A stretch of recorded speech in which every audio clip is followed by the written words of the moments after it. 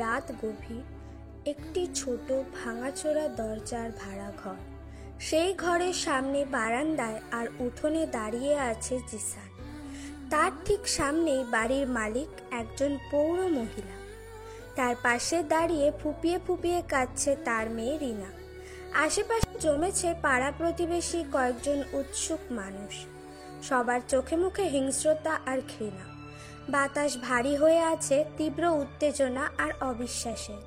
বাড়ির মালকিন জিসানের দিকে শক্ত করে আঙ্গুল তুলে ধরলেন। তার কণ্ঠস্বর কর্কশ। বের হ আমার বাড়ি থেকে এক্ষুনি। আর এক মুহূর্ত যদি এখানে দাঁড়িয়ে থাকিস তাহলে তোকে মেরেই ফেলবো। রিনা তার মায়ের পাশে দাঁড়িয়ে কান্নার তীব্রতা বাড়ালো।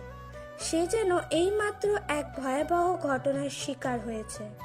তার গলা কাঁপছে অভিনয় মিশ্রিত আর্তনাদে। মাগো, আমার সাথে এমনটা করার চেষ্টা করেছে ও।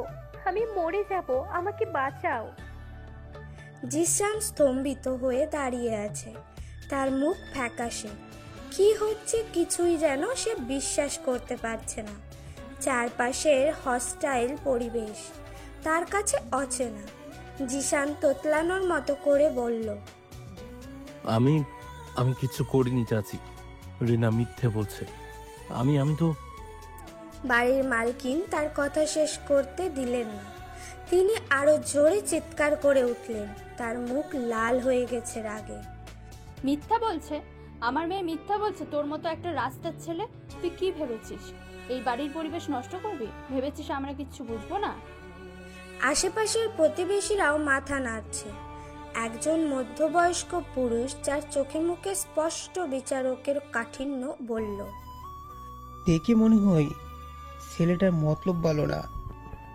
চুপচাপ থাকে, কারো সাথে মিশে না। এমন ছেলেরা এমন কাজ করে। পাশে দাঁড়ানো একজন মহিলা গালে হাত দিয়ে শিউরে উঠে বলল, হায় হায় কলিযুগ, কোথায় যাচ্ছে দুনিয়া? ছি ছি ছি। জিসান চারপাশে তাকিয়ে দেখছে, কোনো সহানুভূতির চিহ্ন নেই, শুধু তীব্র ঘৃণা আর অবিশ্বাস। রিনা এই সুযোগে তার কান্নার মাত্রা আরো কয়েক গুণ বাড়িয়ে দিল। সে এমনভাবে কথা বলছে যেন এখনই মূর্ছা যাবে। রিনা পায়ে চিৎকার করে বলল, মা, বিশ্বাস করো না ওকে। ও আমাকে চাপটে ধরেছিল। আমি চিৎকার না করলে কি হতো জানি না।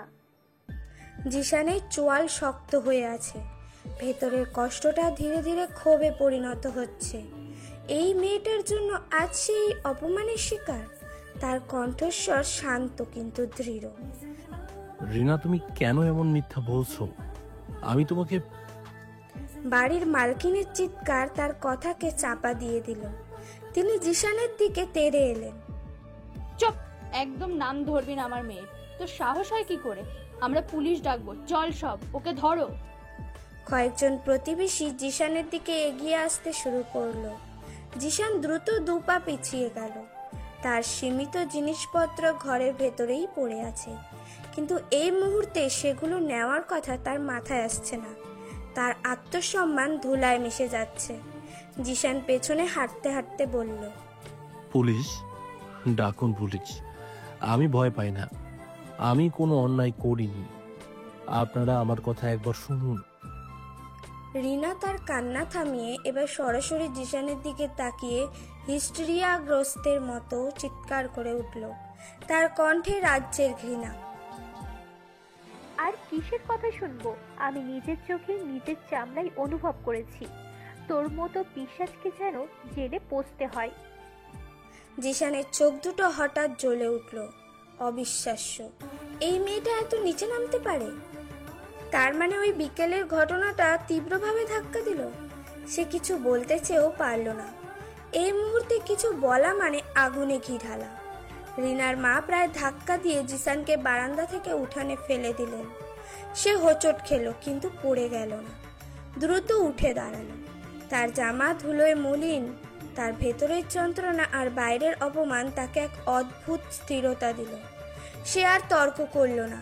তার কণ্ঠস্বর শান্ত কিন্তু ভয়ঙ্কর কঠিন শোনালো। রিনা এবং তার মায়ের দিকে তাকিয়ে সে বলল, তোমরা যা করছো তার ফল একদিন পাবে। মিথ্যা দিয়ে বেশি দিন সত্যিকে চাপা রাখা যায় না। রিনা জিসানের কথা শুনে ঠোঁট বাঁকিয়ে হাসলো। সে বিজয়ীর হাসি দিয়ে বলল, সত্যি সত্যি কি সেটা আমি জানি। তুই ভেবেছিলি পার পেয়ে যাবি? বাড়ির মালিক আবার তাকে ধমকে উঠলেন। বের হ, তোর কোনো কথা আমরা শুনবো না, যা। জিসান আরেকটি কথাও বলল না, কারো দিকে তাকালোও না। ধীর পায়ে গেটের দিকে এগিয়ে গেল।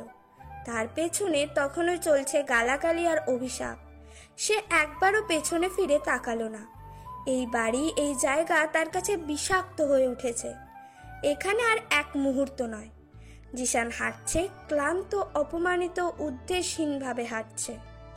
রাতের শহর নীরব, কিন্তু ল্যাম্পপোস্টের আলোয় তার ছায়া দীর্ঘ থেকে দীর্ঘতর হচ্ছে। মনের ভেতরটা ফালা ফালা হয়ে যাচ্ছে। অপমান, রাগ, কষ্ট সবকিছু মিলেমিশে একাকার হয়ে গেছে। তার জামা ধুলোয় মলিন, চুল এলোমেলো। সে যেন এই শহরের অচেনা ভিড়ে এক পরিত্যক্ত পথিক। আমার পরিচয় তোমরা জানো না। যদি জানতে তাহলে এত বড় মিথ্যা অপবাদে আমাকে বাড়ি থেকে বের করে দেওয়ার বদলে আরো সুন্দর করে জায়গা দিতে। যাই হোক, এখন এসব ভাবলে চলবে না। দীর্ঘক্ষণ হাঁটার পর সে একটা ফুটপাতের ধারে বসে পড়ল। হাঁটু দুটো মুড়ে তার ওপর মাথা রাখলো। তার হাতের মুঠো শক্ত হয়ে আছে, নখগুলো হাতের তালুতে দেবে যাচ্ছে। তার মনে বারবার ঘুরপাক খাচ্ছে রিনার সেই কান্নার অভিনয় আর অভিযোগের তীক্ষ্ণ বাক্যগুলো। সে চোখ বন্ধ করে হঠাৎই ওই বিকেলের দৃশ্যটা স্পষ্ট ছবির মতো তার চোখের সামনে ভেসে ওঠে। প্রতিটি ডিটেইল পরিষ্কার। রিনার বাড়ির পেছনের সরু গলি, বিকেলের পড়ন্ত আলো। গলিটা অন্ধকার প্রায়। সেখানে দাঁড়িয়ে আছে রিনা, তার সাথে একজন ছেলে। সুঠাম দেহের ছেলেটি সুমন, পাড়ার বখাটে হিসেবেই পরিচিত। তারা খুব ঘনিষ্ঠ অবস্থায় আছে। জিসান ঘটনাক্রমে ওই গলি দিয়ে যাচ্ছিল। সে সাধারণত এই পথে আসে না, কেন আজ এসেছিল কে জানে। তাদের দেখে জিসান থমকে দাঁড়ায়। তার হাতে বাজারের ব্যাগ। দৃশ্যটা অপ্রত্যাশিত ছিল। রিনা জিসানকে দেখে চমকে ওঠে। তার মুখ ভয়ে ফ্যাকাশে হয়ে যায়। সুমনও জিসানকে দেখে দ্রুত রিনাকে ধাক্কা দিয়ে ফেলে দিয়ে অন্যদিকে দিয়ে দৌড়ে পালিয়ে যায়। রিনা হুমড়ি খেয়ে পড়ে যায়, কিন্তু দ্রুত উঠে দাঁড়ায়। তার চোখে এখন আর ভয় নেই, আছে এক ঝলক হিংস্রতা। সে জিসানের দিকে এগিয়ে আসে। রিনা ফিসফিস করে, কিন্তু তার কণ্ঠে স্পষ্ট হুমকি। তুই তুই এখানে কি করছিস? তুই দেখে ফেলেছিস? জিসান তখনও হতভম্ব, কি বলবে বুঝতে পারছে না। তার হাতে বাজারের ব্যাগ ধরা। জিসান তোতলানোর মতো করে বলল, না মানে আমি পাশ দিয়ে যাচ্ছিলাম। রিনা ওর কথা শেষ করতে না দিয়েই এগিয়ে আসে। তার কণ্ঠস্বর আরো নিচু, কিন্তু ভয়ঙ্কর শোনায়। চুপ কর। তুই দেখেছিস? তুই যদি কাউকে বলিস আমি তো জীবন নরক করে দেব। আমি এমন কিছু করব যে তুই কল্পনাও করতে পারবি না। জিসান রিনার মুখের দিকে তাকিয়ে তার ভেতরের শয়তানটাকে দেখতে পায়। রিনার চোখে তখন ভয় ছিল না, ছিল কুটিল বুদ্ধি। সে বুঝতে পারে মেয়েটা যে কোনো কিছু করতে পারে। জিসান প্রতিবাদ করার চেষ্টা করে। কিন্তু এটা তো ঠিক না রিনা। সুমন। রিনা কথা শেষ করতে না দিয়ে প্রায় জিসানের মুখের সামনে এসে দাঁড়ায়। ক্যারেক্টার কি আর ইন ক্যারেক্টার কি সেটা আমি ঠিক করব। তুই শুধু মনে রাখিস, মুখ খুললে তোর ভালো হবে না। একদম চুপ থাকবি। রিনা দ্রুত পায়ে তার বাড়ির দিকে চলে যায়। জিসান সেখানেই দাঁড়িয়ে থাকে কিছুক্ষণ। বিকালের আলো ম্লান হয়ে আছে। তার মন দ্বিধায় ভরে যায়। সে কি করবে? সে যা দেখেছে সেটা কি কাউকে বলবে? কাকে বলবে? আর বলেই লাভই বা কি? কেউ কি বিশ্বাস করবে তার কথা? রিনার মুখটা তার মনে গেঁথে যায়। সেই মুহূর্তের ভয়ঙ্কর রিনা আর আজকের কান্নাকাটি করা রিনার মাঝে আকাশ পাতাল তফাৎ। আজ সে বুঝতে পেরেছে।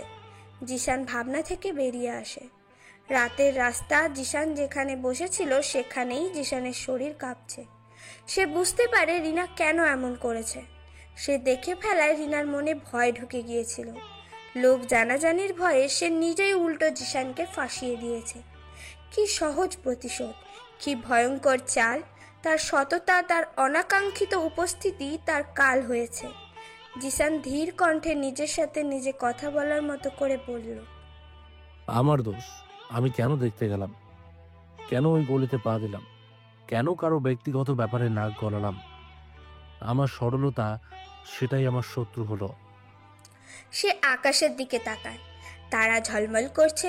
শহরের আকাশেও আজ অনেক তারা, কিন্তু জিসানের ভেতরের আকাশ মেঘে ঢাকা। তার কোনো নির্দিষ্ট গন্তব্য নেই।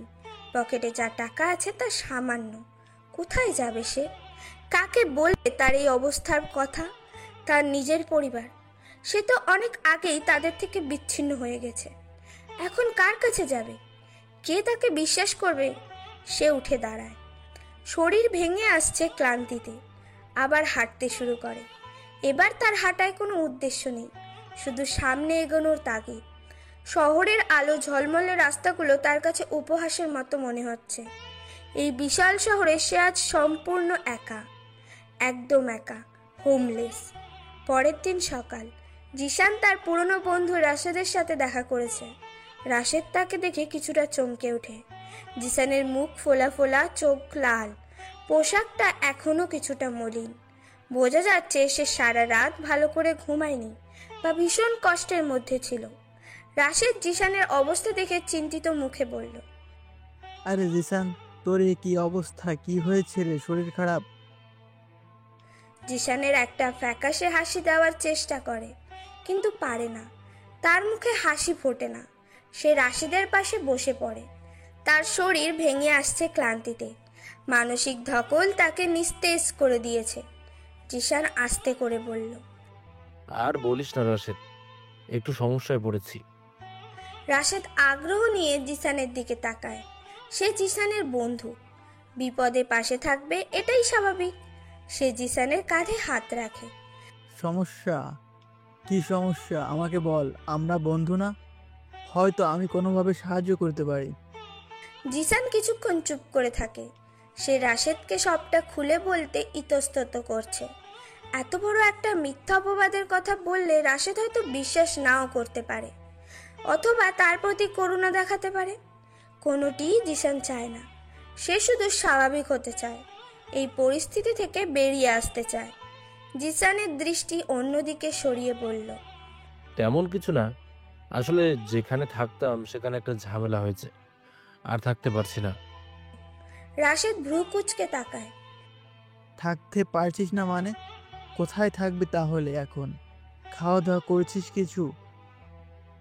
রাশেদের চোখে জেনুইন চিন্তা দেখতে পায় জিসান। এই কঠিন সময়ে একজন বন্ধুর এইটুকু কনসার্ন তার কাছে অনেক বেশি মূল্যবান। জিসান বলল, না, কাল রাত থেকে তেমন কিছু খাওয়া হয়নি। আর থাকার জায়গা, সেটাই তো চিন্তা। একটা ব্যবস্থা করতে হবে। রাশেদ সঙ্গে সঙ্গে উঠে দাঁড়ায়। আরে আগে চল, কিছু খেয়ে নিবি, তারপর বাকি কথা। এভাবে না খেয়ে থাকলে শরীর খারাপ করবে। রাশেদ জিসানকে নিয়ে পাশের দোকানে যায়। কিছু হালকা খাবার খায় জিসান। রাশেদ তাকে জোর করে খাওয়ায়। তারপর আবার এসে বেঞ্চে বসে। রাশেদ আবার জানতে চায়, আচ্ছা, ঝামেলাটা কি হয়েছে বলবি না? হয়তো আমরা একসাথে মিলে সমাধান করতে পারি। জিসান মাথা নাড়ে। সে এই বিষয়টা নিয়ে আর কথা বলতে চায় না। তার কাছে এটা এখন অতীত। সে সামনে তাকাতে চায়। জিসান তার ভেতরের কষ্ট দমন করে বলল, না রাশেদ, এটা এমন একটা ঝামেলা যেটার সমাধান আপাতত নেই।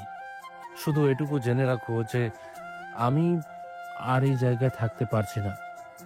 আর আমার খুব তাড়াতাড়ি একটা কাজের দরকার। টাকা একদম নেই বললেই চলে। রাশেদ জিসানের মুখের দিকে তাকিয়ে তার ভেতরের কষ্টটা বুঝতে পারে। সে জোরাজুরি করে না। জিসান সাধারণত সহজে ভেঙে পড়ে না। যখন সে কাজ চাইছে আর সমস্যার কথা বলতে চাইছে না, তার মানে ব্যাপারটা সত্যিই গুরুতর। রাশেদ জিজ্ঞেস করে, কাজ? কি ধরনের কাজ খুঁজেছিস? জিসানের কণ্ঠে একটা আরতি ছিল যা রাশেদকে ছুঁয়ে যায়। তার কণ্ঠ প্রায় কেঁপে ওঠে। যে কোনো কাজ রাশেদ, যে কোনো হালাল কাজ। আমার পড়াশোনা খুব বেশি দূর না, তাও যা পারি তাই করব। আমাকে শুধু দুটো ডাল ভাতের সংস্থান করতে হবে, আর রাতে শোবার একটা জায়গা। প্লিজ তুই একটু দেখ। দেখ, আমি বলি কি, এসব ছেড়ে তুই তোর নিজের রাজপ্রাসাদে ফিরে যা। আরে এরকম সব পরিবারে হয়, তাই বলেই তুই এভাবে রাস্তায় রাস্তায় থাকবি? আর কতদিন চলবে এভাবে?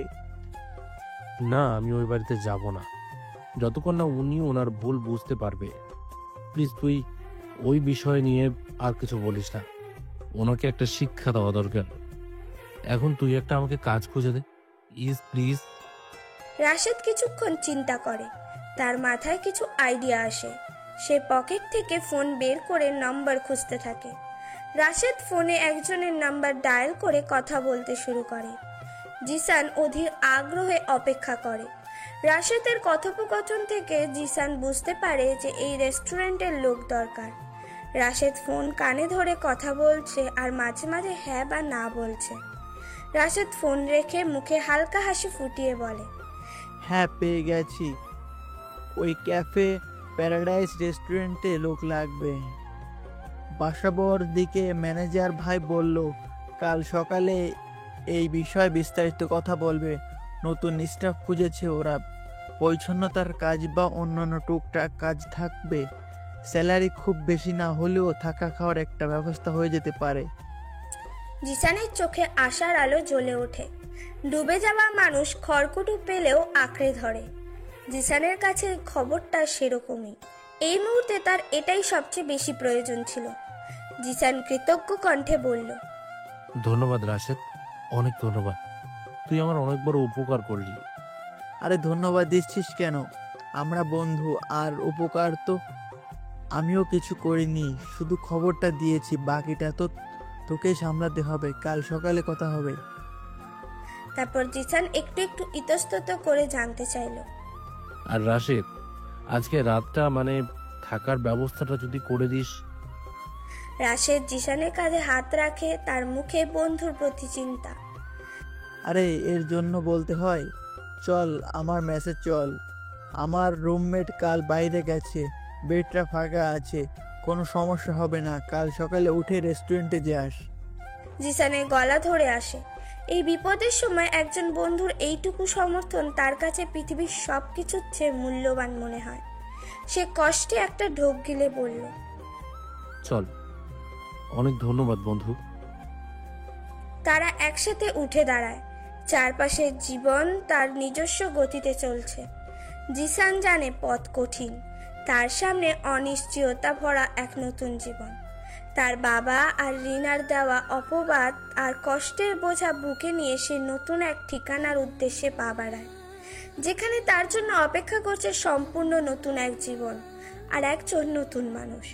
পরের দিন সকালে জিসান রাশেদের মেসের ছোট কক্ষটিতে বসে আছে। রাতের ঘুম ভালো হয়নি, চোখের নিচে কালচে দাগ, শরীরটা এখনো ক্লান্ত। রাশেদ পাশে বসে কি যেন করছে। হঠাৎই রাশেদের ফোন বেজে ওঠে। রাশেদ ফোনটা কানে ধরে কথা বলতে শুরু করে। জিসান নিষ্পলক তাকিয়ে থাকে। তার ভাগ্য এখন এই ফোন কলের উপরেই নির্ভর করছে। রাশেদ ফোনে কথা বলছে, তার মুখে হালকা হাসি। হ্যাঁ ভাই, কেমন আছেন? জি জি, মনে আছে।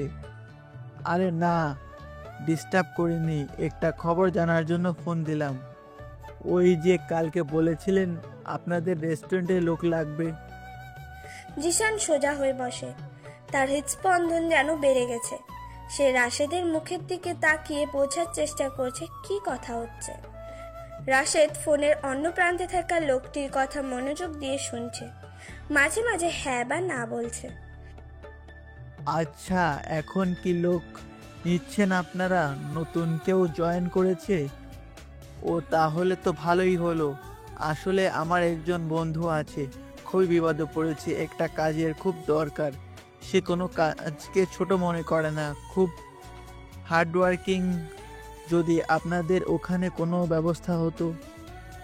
রাশেদ কথা বলে চলেছে, জিসান তার হাতের তালু ঘামছে অনুভব করে।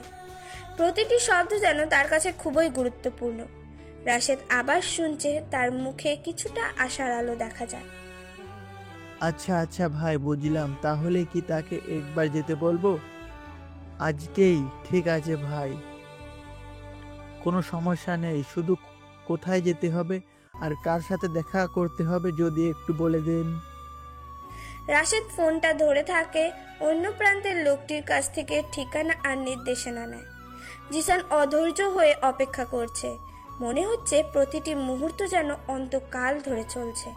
রাশেদ ফোনের অন্য প্রান্তের কথা শেষ করে ফোনটা রাখে। সে জিসানের দিকে তাকায়, তার মুখে স্বস্তির হাসি। রাশেদ জিসানকে উদ্দেশ্য করে বলে, কংগ্রেচুলেশন বন্ধু, কাজটা হয়ে গেছে। বলা যায় যেতে হবে। ম্যানেজার ভাই বলল আজ দুপুরের মধ্যেই যেন চলে যাস। তিনি নিজে কথা বলবেন। জিসানের মুখেও হালকা স্বস্তি দেখা যায়। এটা একটা সুযোগ, একটা নতুন শুরু। জিসান জিজ্ঞেস করলো, কোথায় যেতে হবে? রেস্টুরেন্টের নাম কি? বাসাবোর দিকে, নাম ক্যাফে প্যারাডাইস। ম্যানেজার করিম ভাই, আমি তাকে তোর কথা বলে দিয়েছি। তুই গিয়ে বলবি রাশেদ পাঠিয়েছে। জিসান মাথা নাড়ে, ঠিকানাটা মুখস্থ করার চেষ্টা করে, মনে মনে পথের হিসাব করে নেয়। ঠিক আছে রাশেদ, আমি এখনই বেরোচ্ছি। তার ভেতরটা হঠাৎ করেই চাঙ্গা হয়ে উঠেছে। একটা ভরসা খুঁজে পেয়েছে সে। রাশেদ জিসানের কাঁধে হাত রাখে। যা, কোনো চিন্তা করিস না। ম্যানেজার করিম ভাই লোক ভালো, আর কাজ পেলে মন দিয়ে করবি। এখনকার দিনে একটা কাজ পাওয়া কত কঠিন তুই জানিস। জিসান উঠে দাঁড়ায়। তার পুরনো মলিন পোশাকটা পরেই তাকে যেতে হবে। তার কাছে অন্য কোনো পোশাক নেই। আমি জানি রাশেদ, আমি নিজের 100% দেওয়ার চেষ্টা করব, তুই চিন্তা করিস না। রাশেদ তাকে কিছু টাকা দিতে চায়, কিন্তু জিসান নিতে চায় না। রাশেদ জোর দিয়ে বলল, নে, রিক্সা ভাড়া লাগবে তো? না, নেই বলিস না। তোর কাছে এখন নাই থাকতে পারে, এটা ধার মনে করিস। জিসান ইতস্তত করে কিছু টাকা নেয়। তার ভেতরে একটা অপরাধবোধ কাজ করে, কিন্তু প্রয়োজন বেশি। ধন্যবাদ রাশেদ, পরে শোধ করে দেব। আরে ধুর, ওসব বলতে হবে না। যা, আর গিয়ে একটু স্মার্টলি কথা বলিস, দেখে যেন মনে হয় তোর কাজ করার ইচ্ছে আছে। জিসান মাথা নাড়ে। সে দরজা পর্যন্ত এগিয়ে যায়, একবার পেছনে ফিরে রাশেদের দিকে তাকায়। রাশেদ তার দিকে তাকিয়ে হাত নাড়ে। জিসান ঘর থেকে বেরিয়ে আসে। শহরের রাস্তাঘাট, বাস। দিনের বেলায় জিসান হেঁটে চলেছে। রাশেদের দেওয়া ঠিকানা অনুযায়ী তাকে বাসাবোরের দিকে যেতে হবে। রাস্তা দিয়ে হাঁটার সময় তার চোখে পড়ে চারপাশের জীবনযাত্রা। মানুষজন ব্যস্ত, সবার একটা নির্দিষ্ট গন্তব্য আছে। তারও আজ একটা গন্তব্য আছে, একটা রেস্টুরেন্ট, একটা কাজ। সে বাসে ওঠে, বাসের জানালা দিয়ে বাইরের দিকে তাকিয়ে থাকে। রাস্তার ধারে বাড়িঘর, দোকানপাট, মানুষজন, সবকিছু তার কাছে নতুন লাগছে। গত রাতের ভয়াবহ অভিজ্ঞতা এখনো তার মনে দগদগে, কিন্তু এখন সে পেছনের কথা ভাবতে চায় না। সে সামনে তাকাতে চায়। বাসাবোর কাছাকাছি এসে সে নেমে যায়। রাশেদের দেওয়া ঠিকানা অনুযায়ী হাঁটা শুরু করে। গুগল ম্যাপস খুলে লোকেশনটা দেখে নেয়। রেস্টুরেন্টটা কাছাকাছি হবে। হাঁটতে হাঁটতে সে রেস্টুরেন্টের এলাকার দিকে এগিয়ে যায়। এই এলাকাটা বেশ পরিপাটি, অন্যান্য দোকানপাটও সুন্দর। ক্যাফে প্যারাডাইস রেস্টুরেন্টের। জিসান রেস্টুরেন্টের সামনে এসে দাঁড়ায়। ক্যাফে প্যারাডাইস লেখাটা খুব সুন্দর করে সাজানো। বাইরেটা আধুনিক এবং পরিচ্ছন্ন। ভেতরে আলো ঝলমল করছে। কাচের দরজা দিয়ে ভেতরে কিছুটা দেখা যাচ্ছে। ভেতরে কয়েকজন স্টাফ কাজ করছে, কয়েকজন গ্রাহকও বসে আছে। জিসান ভেতরে ঢোকার আগে একটু ইতস্তত করে। এই ধরনের রেস্টুরেন্টে কাজ করার অভিজ্ঞতা তার নেই। সে পারবে তো, কিন্তু তার আর কোনো উপায়ও নেই। গভীর শ্বাস নিয়ে সে দরজা ঠেলে ভেতরে ঢোকে। দরজার উপরে একটা ছোট্ট বেল বেজে ওঠে। ভেতরে ঢুকতেই একজন ওয়েটার এসে তার কাছে জানতে চায় সে কি চায়। জিসান কিছুটা অপ্রস্তুত বোধ করে। জিসান নরম কণ্ঠে বলল, আমি ম্যানেজার সাহেবের সাথে দেখা করতে এসেছি করিম সাহেব। ওয়েটারটি তাকে বসতে ইশারা করে এবং ম্যানেজারের কাছে যায়। জিসান একটি খালি টেবিলের পাশে দাঁড়ায়। তার মনে একটু ভয় কাজ করছে। এই পরিবেশে সে মানিয়ে নিতে পারবে তো? কিছুক্ষণ পর একজন লোক এগিয়ে আসে, ভদ্রস্থ পোশাক পরা, বয়স 40-এর আশেপাশে।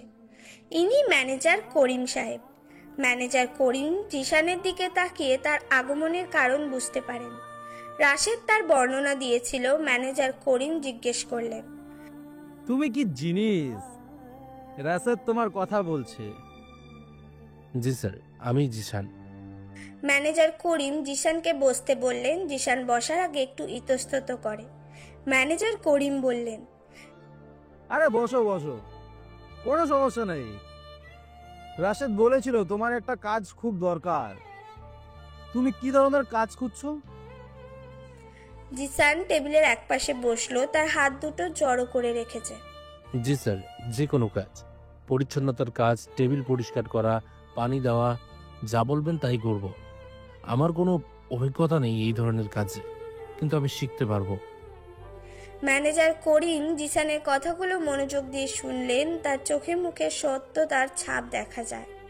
ম্যানেজার করিম বললেন, অভিজ্ঞতা না থাকাটা সমস্যা নয়, যদি শেখার আগ্রহ থাকে। আর রাশেদ যখন আমায় বলেছে তখন আমি ভরসা করতে পারি।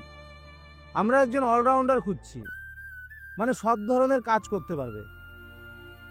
টেবিলে খাবার সার্ভ করা থেকে শুরু করে কিচেন পরিষ্কার করা পর্যন্ত। জি স্যার, আমার কোনো সমস্যা নেই, আমি সব কাজ করতে প্রস্তুত। ম্যানেজার করিম কিছুক্ষণ জিসানের দিকে তাকিয়ে রইলেন, তার মুখে একটা চিন্তিত ভাব। ম্যানেজার করিম বললেন, দেখো জিসান, এই কাজটা সহজ নয়।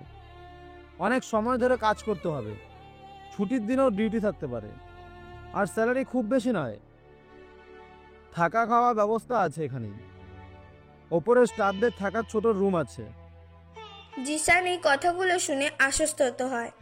থাকা খাওয়ার ব্যবস্থা হলেই তার চলবে, টাকার চিন্তা পরে করা যাবে।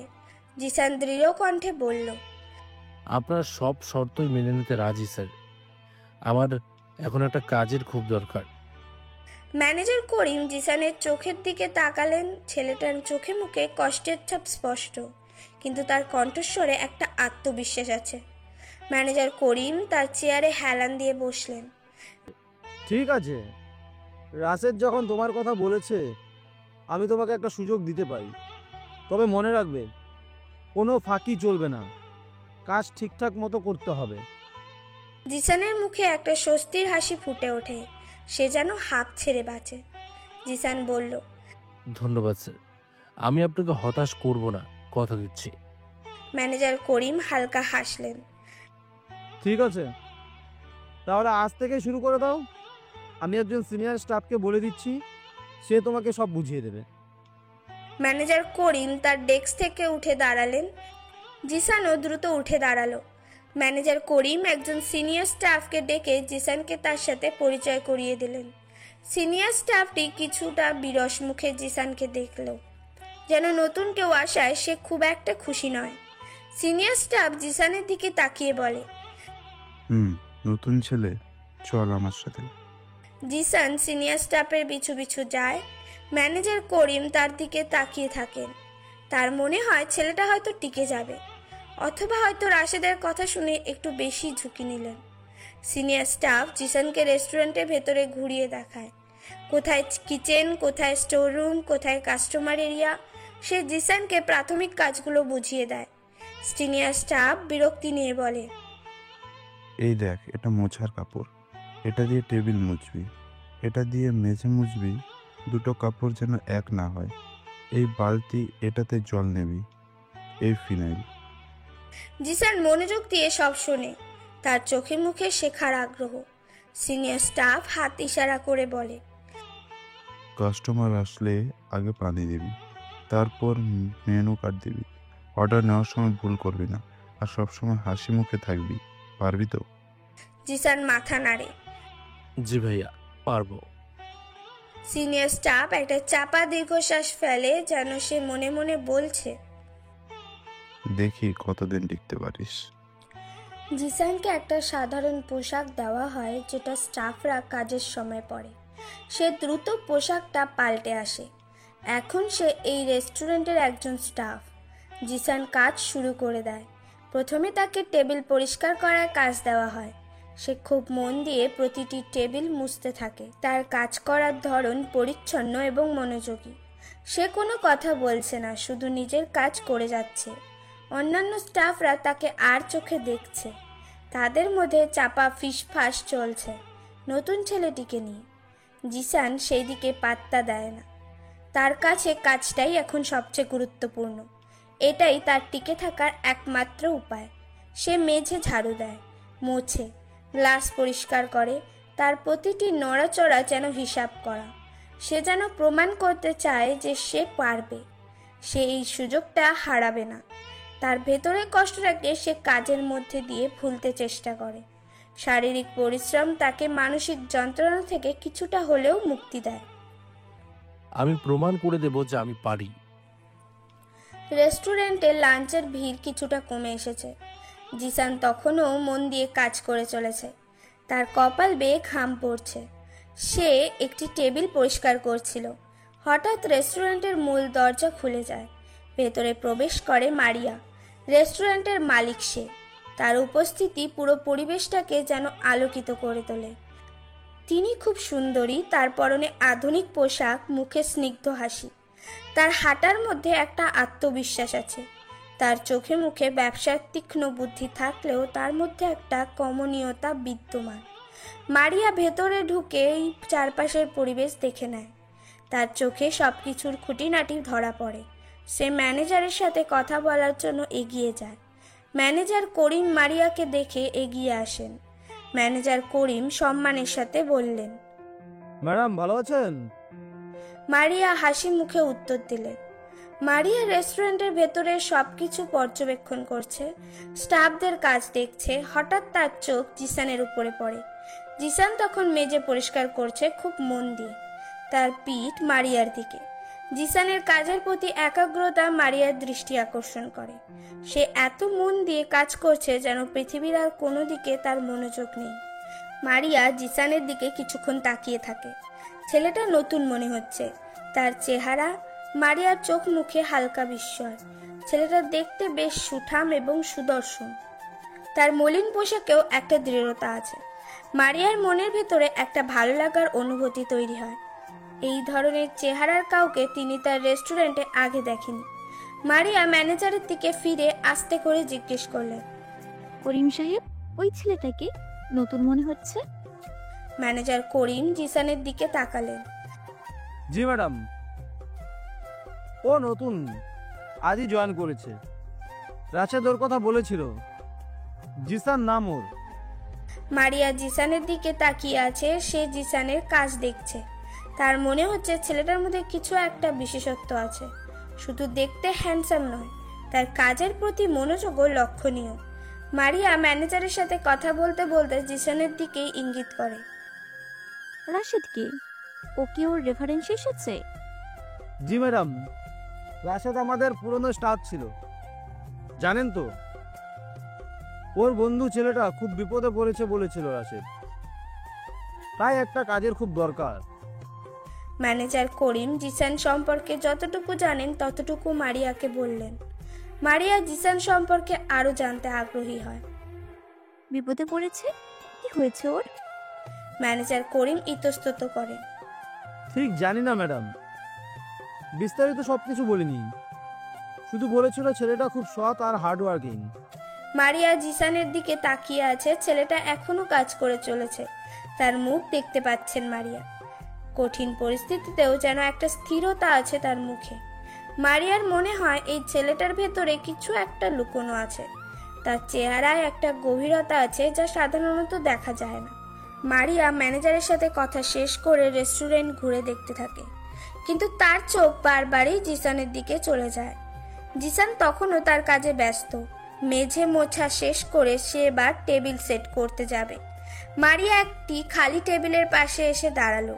জিসান ঠিক তার টেবিলের কাছে এসে পৌঁছায়। সে তখন টেবিল পরিষ্কার করার জন্য প্রস্তুত হচ্ছে। জিসান মারিয়াকে দেখতে পায়। সে চিনতে পারে ইনি রেস্টুরেন্টের মালিক। জিসান কিছুটা অপ্রস্তুত হয়ে তাড়াতাড়ি করে টেবিলটা পরিষ্কার করতে শুরু করে। মারিয়া জিসানের কাজ দেখছে। জিসানের হাত কাঁপছে না, সে মন দিয়েই কাজ করছে। মারিয়া তাকে দেখে হালকা হাসে। মারিয়া নরম কণ্ঠে জিসানকে জিজ্ঞেস করলেন, তোমার নাম জিশান তাই না? জিসান মারিয়ার কণ্ঠস্বর শুনে কিছুটা অবাক হয়। মালিক নিজে তার সাথে কথা বলছে। সে কাজ থামিয়ে সোজা হয়ে দাঁড়ায়, মারিয়ার দিকে তাকিয়ে উত্তর দেয়, তার চোখে মুখে সম্মান। জি ম্যাডাম, আমার নাম জিসান। মারিয়া জিসানের চোখের দিকে তাকালো। তার চোখ দুটোতে কিছু একটা আছে যা মারিয়াকে আকর্ষণ করে। হয়তো অতীতের কষ্টের ছায়া, হয়তো দৃঢ়তা। মারিয়া হালকা হেসে বলল, মন দিয়ে কাজ করো, কোনো সমস্যা হলে ম্যানেজারকে জানিও। জি ম্যাডাম। তার কণ্ঠস্বর বিনয়ী। মারিয়া আর কিছু না বলে সেখান থেকে সরে যায়। জিসান আবার তার কাজে লেগে পড়ে, কিন্তু তার মনে একটা অদ্ভুত অনুভূতি। মালিক নিজে তার সাথে কথা বলল। মারিয়া অন্যদিকে চলে যায়, কিন্তু তার মনটা জিসানের দিকেই পড়ে থাকে। ছেলেটার মধ্যে কিছু একটা আছে। প্রথম দেখাতেই জিসানের শান্ত স্বভাব, একাগ্রতা এবং তার সুদর্শন চেহারা মারিয়ার মনে গভীর রেখাপাত করে। তার ভেতরের মন সাড়া দিয়ে ওঠে। পরের দিন সকালে রেস্টুরেন্ট খুলছে। জিসান সবার আগে এসে হাজির। সে ঝাড়ু হাতে মেঝে পরিষ্কার করছে। তার কাজ করার ধরনটা বেশ গোছানো, কোথাও এতটুকু ধুলোবালি নেই। সে মনোযোগ দিয়ে নিজের কাজ করে চলেছে। তার চোখে মুখে ক্লান্তি থাকলেও কর্তব্যের প্রতি নিষ্ঠা স্পষ্ট। দিন গড়িয়ে দুপুর হয়। লাঞ্চের ভিড়। জিসান দ্রুত হাতে টেবিল পরিষ্কার করছে, নতুন কাস্টমারদের জন্য জায়গা তৈরি করছে। তার গতি বেড়েছে, কিন্তু কাজের মান কমেনি। সে কাস্টমারদের পানি দিচ্ছে, মেনু কার্ড দিচ্ছে, তার মুখে কোনো অভিযোগ নেই। মারিয়া তার অফিস কক্ষে বসে কাজ করছে। মাঝে মাঝে দরজার ফাঁক দিয়ে অথবা রেস্টুরেন্টের ফ্লোরে হেঁটে যাওয়ার সময় জিসানকে দেখে জিসানের সাধারণত কোণার দিকে বা কম গুরুত্বপূর্ণ জায়গায় কাজ করে, কিন্তু মারিয়ার চোখ তাকে খুঁজে বের করে। সে দেখে ছেলেটা কোনো অলস বসে থাকে না। যে কোনো কাজ দেওয়া হোক না কেন সে সেটা মন দিয়েই করে। তার এই একাগ্রতা মারিয়াকে মুগ্ধ করে। মারিয়া একবার তার অফিস থেকে বেরিয়ে রেস্টুরেন্টের ফ্লোরে হাঁটছিল। জিসান তখন একটা টেবিল পরিষ্কার করছিল। মারিয়া জিসানের পাশ দিয়ে যাওয়ার সময় দাঁড়ালো। মারিয়া স্বাভাবিক স্বরে জিজ্ঞেস করে, কাজের চাপ বেশি জিশান? জিসান একটু চমকে ওঠে। মারিয়া তার পাশে দাঁড়িয়ে কথা বলছে। সে সোজা হয়ে দাঁড়ায়। জি ম্যাডাম, লাঞ্চের সময় একটু ভিড় থাকে। জিসান বিনয়ের সাথে উত্তর দেয়।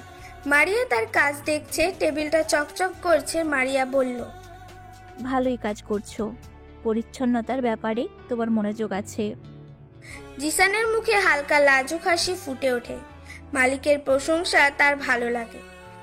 ধন্যবাদ ম্যাডাম, আমি চেষ্টা করছি। মারিয়া কিছুক্ষণ তার দিকে তাকিয়ে রইল। জিসানের শান্ত স্বভাব, বিনয় এবং হার্ডওয়ার্কিং অ্যাটিটিউড তাকে আরো আকর্ষণ করে। মারিয়া বলে, ঠিক আছে, কাজ করতে থাকো। মারিয়া চলে গেল। জিসান আবার কাজে লেগে পড়ল, কিন্তু তার মনে একটা হালকা আনন্দ। মালিক তার কাজ লক্ষ্য করেছেন। বিকেল হয়, রেস্টুরেন্টে কাস্টমার কমেছে। জিসান তখন কিছু চেয়ার গোছানোর কাজ করছে।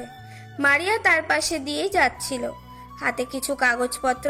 মারিয়া জিসানকে দেখে দাঁড়ালো। সব গোছানো হয়ে গেলে একটু আমার অফিসে এসো তো, একটা কাজ আছে। জিসান অবাক হয়। মালিকের অফিসে তার কি কোনো ভুল হয়েছে? সে বলল, জি ম্যাডাম, যাচ্ছি। মারিয়া তার অফিসে চলে যায়। জিসান দ্রুত চেয়ার গোছানো শেষ করে হাত ধুয়ে নেয়। তারপর মারিয়ার অফিসের দিকে হেঁটে যায়। তার ভেতরে একটু টেনশন কাজ করছে। রেস্টুরেন্টের সিনিয়র স্টাফ আনোয়ার এবং সালাম একসাথে দাঁড়িয়ে কথা বলছে। তারা জিসানের দিকে আর চোখে তাকাচ্ছে। জিসান তখন একটা ওয়েটারকে সাহায্য করছে। আনোয়ার ফিসফিস করে সালামকে বলল, দেখেছিস, নতুন ছেলেটার কপাল খুলেছে মনে হয়। সালাম মুখ টিপে হাসে। ভাগ্য না কপাল, মালিকের নজর পড়েছে। এত ছেলে থাকতে এই ছেলে কেন?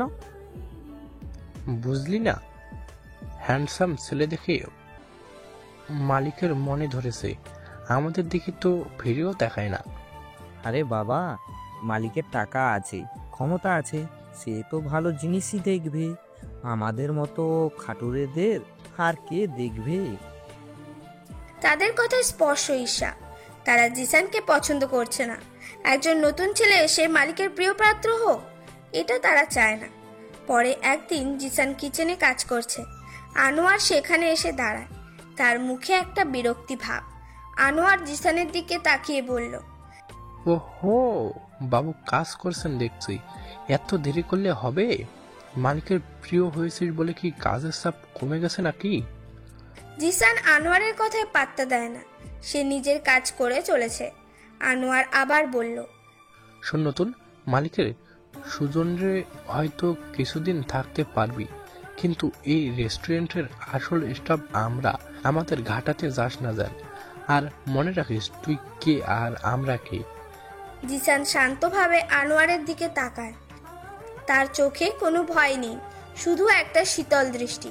জিসান ধীর কণ্ঠে বলল, আমি আমার কাজ করছি, আপনারা আপনাদের কাজ করুন। আনোয়ার জিসানের এই শান্ত উত্তরে আরো বিরক্ত হয়। সে কিছু বলতে গিয়েও থেমে যায়, ভাবে যে এই ছেলেটা এমন দেখতে শান্ত, ভেতরে হয়তো অন্যরকম। সে আর কথা না বাড়িয়ে চলে যায়। আরেকদিন সালাম ইচ্ছে করে জিসানের যাওয়ার পথে একটা বালতি রেখে দেয়।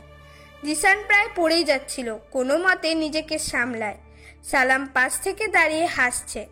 সালাম বলল, দেখে চলবি তো, অন্ধ নাকি? জিসান বালতিটা তুলে একপাশে রেখে দেয়। সে সালামের দিকে এক মুহূর্ত তাকায়, তার চোখে একটা প্রশ্নবোধক চিহ্ন।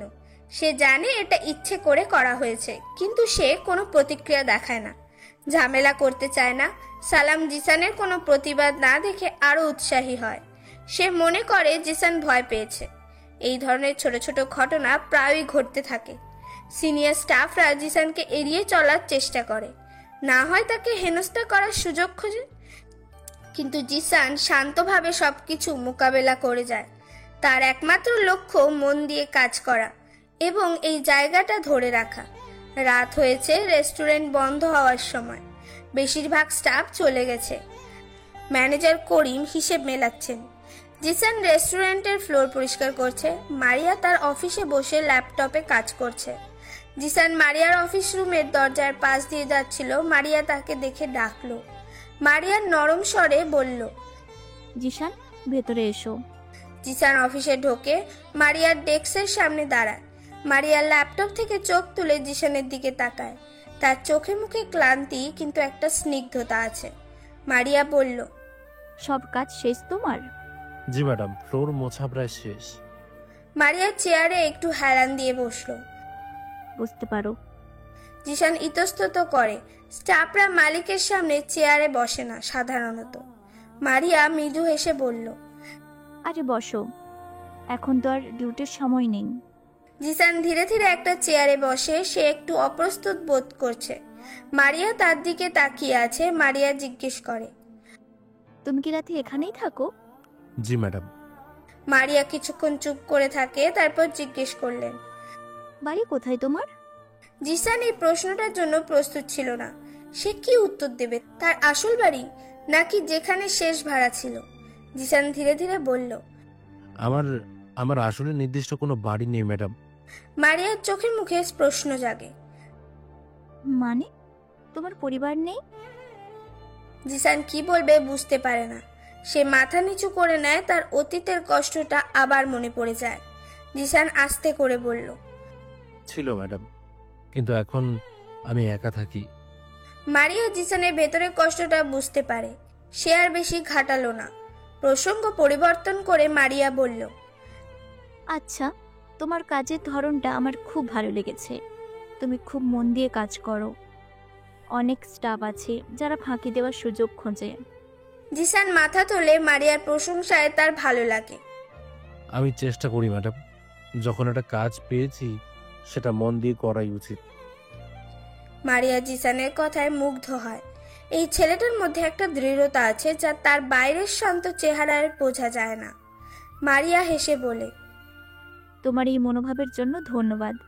এই রেস্টুরেন্ট আমার কাছে খুব গুরুত্বপূর্ণ, আমার স্বপ্ন। তুমি মন দিয়ে কাজ করলে আমার স্বপ্নটা আরো সুন্দর হবে। জিসান মারিয়ার কথাগুলো মন দিয়ে শোনে। তার মনে হয় এই মহিলাটি শুধু মালিক নন, তার ভেতরে একটা সরলতা আছে। জিসান বলল, আমি আমার সেরাটা দেওয়ার চেষ্টা করব ম্যাডাম। মারিয়া ডেস্ক থেকে উঠে দাঁড়ালো। সময় অনেক হলো, আজ চলি। জিসানও উঠে দাঁড়ায়। মারিয়া অফিসের দরজার দিকে এগিয়ে গিয়ে হঠাৎ থমকে দাঁড়ালো। তার হাতে একটা ফাইলের স্তূপ। ফাইলগুলো বেশ ভারী। সে সেগুলো তোলার জন্য প্রস্তুতি নিচ্ছে। জিসান এটা লক্ষ্য করে দ্রুত এগিয়ে যায়। জিসান বলল, ম্যাডাম দিন, আমি নিয়ে যাচ্ছি। মারিয়া অবাক হয়ে জিসানের দিকে তাকায়। তার মুখে হাসি ফুটে ওঠে। মারিয়া বলে, আরে না না, এগুলো ভারী, তোমার কাজ শেষ। না ম্যাডাম, কোনো সমস্যা নেই। জিসান প্রায় জোর করেই ফাইলগুলো মারিয়ার হাত থেকে নিজের হাতে নেয়। ফাইলগুলো সত্যিই ভারী। মারিয়া হেসে বললেন, বাহ, ধন্যবাদ ঈশান, তুমি খুব হেল্পফুল। জিসান কিছু বলল না। ফাইলগুলো হাতে নিয়ে মারিয়ার পেছন পেছন অফিসের বাইরে আসে। মারিয়া রেস্টুরেন্টের মূল দরজার দিকে এগিয়ে যায়। জিসান তার পিছু পিছু যায়। পার্কিং লটে মারিয়ার গাড়ি দাঁড়ানো। জিসান ফাইলগুলো নিয়ে গাড়ির পেছনের সিটে রেখে দেয়। মারিয়া গাড়ির পাশে দাঁড়িয়েছিল। জিসানের দিকে তাকিয়ে বলে, তোমার থাকার জায়গা কেমন? কোনো সমস্যা হচ্ছে? না ম্যাডাম, ঠিক আছে। স্টাফদের রুমটা ছোট, কিন্তু মানিয়ে নেওয়া যায়। মারিয়া কিছুক্ষণ চুপ করে থাকে। রাতের বাতাসে তাদের চারপাশে একটা স্নিগ্ধতা। জিশান, তুমি কি সবসময় এত চুপচাপ থাকো? না ম্যাডাম, আসলে এখানে সব নতুন তো, আর আমি বেশি কথা বলতে স্বাচ্ছন্দ্য বোধ করি না। মারিয়া তার দিকে এগিয়ে আসে। তাদের মধ্যে দূরত্ব কমে যায়। তোমার যদি কোনো সমস্যা হয় বা কিছু বলার থাকে আমাকে বলতে পারো। আমি তোমার মালিক হিসাবে নয়, একজন বন্ধু হিসেবে বলছি। জিসান মারিয়ার চোখের দিকে তাকায়। তার সিনসিয়ারিটিটা জিসানের মন ছুঁয়ে যায়। এই প্রথম কেউ তাকে এইভাবে বলল। ধন্যবাদ ম্যাডাম, আপনার কথা মনে রাখবো। মারিয়া জিসানের মুখের দিকে কিছুক্ষণ তাকিয়ে থাকে। রাতের আলোয় জিসানের চেহারা আরো আকর্ষণীয় লাগছে মারিয়ার কাছে। তার ভেতরে কষ্ট আর দৃঢ়তার মিশেল মারিয়াকে মুগ্ধ করে। আচ্ছা জিশান, আমি আসি তাহলে, টেক কেয়ার। জি ম্যাডাম। মারিয়া গাড়িতে ওঠে। জিসান দাঁড়িয়ে থাকে। মারিয়া গাড়ি স্টার্ট দিয়ে চলে যায়। জিসান যতক্ষণ পর্যন্ত গাড়িটা দেখা যায় ততক্ষণ দাঁড়িয়ে থাকে। গাড়ি চলে যাওয়ার পর জিসান একা দাঁড়িয়ে থাকে পার্কিং লটে। মারিয়ার কথাগুলো তার কানে বাজছে। একজন বন্ধু হিসেবে বলছি। এই কথাটার একটা অন্যরকম অর্থ আছে জিসানের কাছে। সে মনে করে এই জায়গাটা হয়তো তার জন্য ভালো কিছু নিয়ে আসবে। মারিয়ার মতো একজন ভালো মানুষের সাথে তার পরিচয় হয়েছে। সে ভেতরে এসে রেস্টুরেন্টের দরজা বন্ধ করে দেয়। স্টাফ রুমে যায়। ক্লান্ত শরীর নিয়ে বিছানায় শুয়ে পড়ে, কিন্তু ঘুম আসে না। মারিয়ার মুখটা তার মনে ভাসছে। তার কথাগুলো মনে পড়ছে। একটা নতুন অনুভূতির জন্ম হচ্ছে তার ভেতরে। পরের দিন দুপুরে চরম ব্যস্ততার শেষে রেস্টুরেন্টে এখন কিছুটা শান্ত। লাঞ্চের পর স্টাফদের সংক্ষিপ্ত বিরতির সময়। জিসান স্টাফ রুমে এক কোণে বসে আছে। ক্লান্তিতে শরীর এলিয়ে আসছে। সে চুপচাপ বসে আছে। মারিয়া রেস্টুরেন্ট ফ্লোর ঘুরে দেখছিল। সবকিছু ঠিক আছে কিনা সেটা নিশ্চিত করছে। স্টাফ রুমের পাশ দিয়ে যাওয়ার সময় জিসানকে দেখতে পায়। জিসান একা বসে আছে, হয়তো চোখ বন্ধ করে আছে। মারিয়া স্টাফ রুমের দরজার সামনে এসে দাঁড়ালো। জিসান তাকে দেখে চোখ খোলে এবং সোজা হয়ে বসে। মারিয়া জিসানের দিকে তাকিয়ে হালকা হাসে। তার মুখে ক্লান্তির ছাপ, কিন্তু চোখে একটা স্নিগ্ধতা আছে। মারিয়া নরম স্বরে জিজ্ঞেস করে, খুব ক্লান্ত লাগছে তাই না? হ্যাঁ ম্যাডাম, লাঞ্চের সময়টা খুব ব্যস্ত থাকে। মারিয়া স্টাফ রুমের ভেতরে এসে জিসানের কাছাকাছি একটা চেয়ারে বসলো। অন্য স্টাফরা বাইরে আছে, গল্প করছে। এই কোণটায় এখন শান্ত। মারিয়া বলল, তোমাদের অনেক খাটুনি হয়, আমি বুঝি। জিসান মারিয়ার দিকে তাকিয়ে থাকে। তার মালিক তার কষ্টটা বুঝতে পারছে। এটা তার কাছে অনেক। জিসান বলল, এটা কাজেরই অংশ ম্যাডাম, সব কাজেরই নিজস্ব চাপ আছে। মারিয়া কিছুক্ষণ চুপ করে থাকে। তারপরে হঠাৎ জিজ্ঞেস করে, তোমার ছোটবেলা কেমন ছিল জিশান?